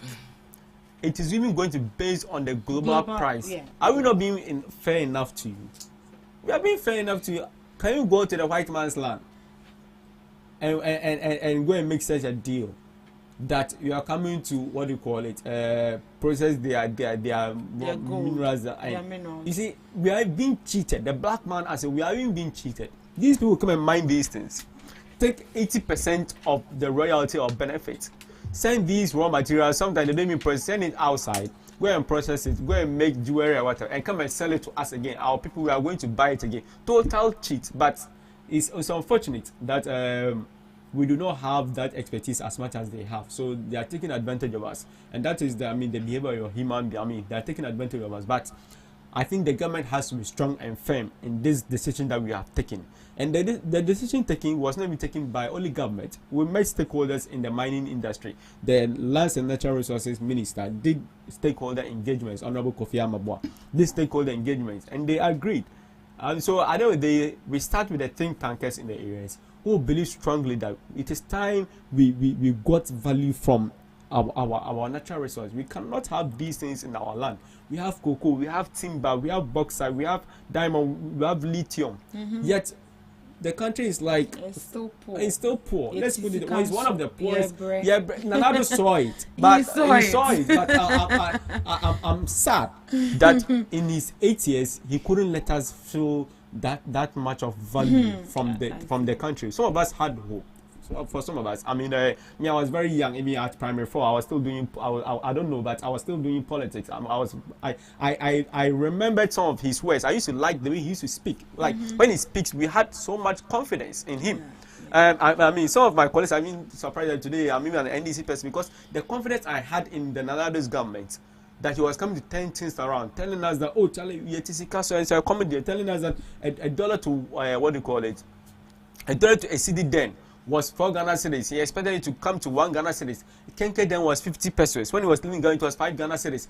The price of, gallon was around 5 Ghana. When he was leaving government, what do you call it? The price of petrol, 4 Ghana. When he was leaving government, he went to 14 Ghana cedis. So we expected so much from him because someone who has been through it all, from the likes of his father's era, JB Danquad, Big Six, he has been to who we expected so much. But sometimes you don't know, maybe the people they surround themselves with. I'm speaking some for you, you understand. And maybe your government appointees and the first disappointment came the number of ministers he appointed.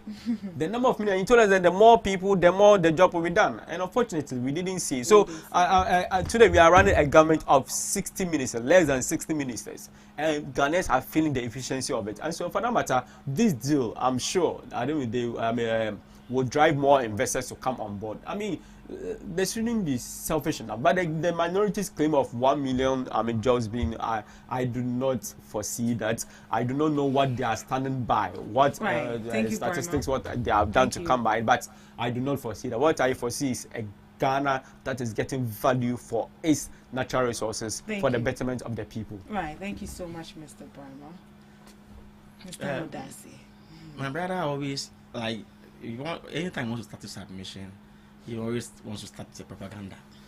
When they talk about the 1 million jobs, he began with, if the 1D, 1F was to be there, like we will not even get here. I mean, the 1D, 1F was not there, and then you campaign against it.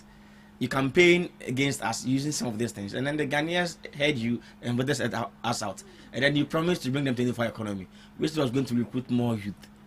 You promised to bring them to 24 economy, so the issue of 1D, 1F now should not even be something we should be talking about. You should focus on how to even bring jobs to the youth, the 24 economy. Right. So about these royalties, we know the Gold Board has signed an agreement with some of these mine companies, about 9 of them, or more than 9 of them, to purchase even 20% of their gold that they mine. They are not going to allow them to send about 20% of their gold to sell it on their own. Already, the Gold Board is buying 20%. And after that, the 80% that they're going to sell, also that's where the royalties will also be coming. So that's why you're saying, no, maybe some of these things, Ghana is not the only country that's into mining. Yeah. Right now, if you go to Mali, Sierra Leone, we have competitors. Yes, Ghana is the only company that's... So I have a friend who was to Galamsey, and then I used to talk to him. Collins, what are you doing? And then later he told me he's no more in Ghana. And I asked me, where are you now? He said he's in Mali. What are you doing there? He said they are doing Galamsey in Mali. I was like, Mali and So Ghana, you should tell Ghana is not the only country that is into mining. South Africa does their own into mining. My Ghana, we're privileged to have these people here because of the quality of our gold and others, and also maybe some of these royalties that they are enjoying. That's why they are here, and then they have helped to recruit or develop to employ some Ghanaians for them to work. Maybe if it happens like this, some of them, many of them will leave. Already, the Gold Board is buying 15% of their products, of their mining products. As you're talking about refining, you're talking about Ghana not enjoying from gold, Ghana not. Even the gold that we're able to accumulate, then people were able to accumulate we're having about 8 tons of gold, and then people made it about 30 to 32 tons. You come here and then you're ready to 36 tons, and then you sold about 18 tons of the same gold that we accumulated. You sold about 18 tons, this same NDC government, about 18 tons. But can I just say it's a share economy? Right. You sold about 18 tons of this gold, but this same economy now, so Ghana started suffering. The next economy, but 18 tons never in. You sold this 18 tons at a cheaper rate. And you now want to go and buy it back at higher rate. This same good issue. And the face of this thing is that if these mining companies leave, those who were employed and mining with them, they might now start doing. They might enter into the galamsey business because they already know how to mine already. They already know the skills in mining. They already have some skills in mining, or they already know how the mining is about. And if care is not taken, they might also start doing this galamsey business because it's not female common, they know. And then there's no option. The 24 economy has become a fallacy because the money that they use for the 24 economy is the money from the oral. That's what Blackwa said, that they're going to use the money from the oral to implement 24 economy. And the money from the oral, they're not able to recover it. So meaning the 24 economy is not coming to pass, and the unemployment rate will still be there. That's why then these people are crying. Right. And then you're still coming to make sure these people also leave. And they're going to leave for the NDC people to take over. That's one thing that they want to do. Like Ibrahim Mahama taking over the white voter or black voter, whatever this thing. Yeah, that's what they want to do. That they did themselves come and take it. Right. They say Ibrahim Mahama was struggling to even struggling to do what? To pay or to accumulate funds to even get this mining company around the black voter. They say he secured a loan through African Development Bank. He secured a loan when his brother came to power. Now this same after a year, he has now got the private jet, a new private jet. And then the funny thing is that, and the funniest thing is that the private jet came to this country just a week. The private jet came to this country a week before the president's official travel. The private jet came to this country a week before the president's official travel. And that private jet, the first person to use it is the president. These are just optics, chemists, my last verse goes to the MPP grassroots. I'll just encourage them to go to the various police stations and go and register. And if you know any MPP member who is around you can just inform him that they're registered members. Now we have an online portal. You can just log into our online portal and then you register and you get a party card because now MPP has become more attractive. And we can also see that even the NDC, my brother would like to register now because now the NPP has become more attractive. And the Gen Zs have now seen the true colors of the NDC. The Gen Zs have now seen, because I said the have made it clear to us that the NDC is full of thieves, and then when they recruit them, they're not going to get any thieves to arrest. So now the NPP has become attractive, and I'll urge every Ghanaian to go to this police station, to register for the MPP. Thank you, my sister. Thank you, Mr. Paul Marco. Mr. Modasi. I think it's all clear that His Excellency John Dramani Mahama in the NDC has so far performed to the expectation of every Ghanaian, and that every Ghanaian has seen that the NDC is the only party that has the country at heart. We are currently running on less than 60 ministers, meaning that we are saving the country a lot of money that would have gone down the drain if we had gone by the threshold given by the constitution. And so for my last one, I would tell everyone to also go to register and join the only political party in Ghana. The rest can battle for any other position. I think 30th of March is the deadline, and so everyone should join and register to be part of the great NDC government. And lastly, we are also coming up with our internal elections. And so going for the internal elections, when it comes to the communication sector, Ewura Adams Karim, going for the Deputy National Communications Officer. I urge all our delegates across the country, the length and breadth of this country, to go out in our massive numbers and vote for Ewura Adams Karim for the Deputy National Communications Officer. He has been with us since, and he joined us in the 2024 campaign period, and he has proven track record in the communication sector that he can lead our communication fronts as a Deputy Communications Officer. And so with his hashtag "We Day Together, the Future is Here," Ewura Adams Karim for Deputy National Communications Officer. Thank you. Thank you so much, knowledgeable guest, for doing the talking. We had such an insightful conversation right here. We wish we could delve more into it, but time wouldn't permit us. Thank you so much for joining us. Thank you to our online listeners and our online viewers. Thank you so much for joining in the conversation. We call it a day. We'll meet same time next week, same time. Right.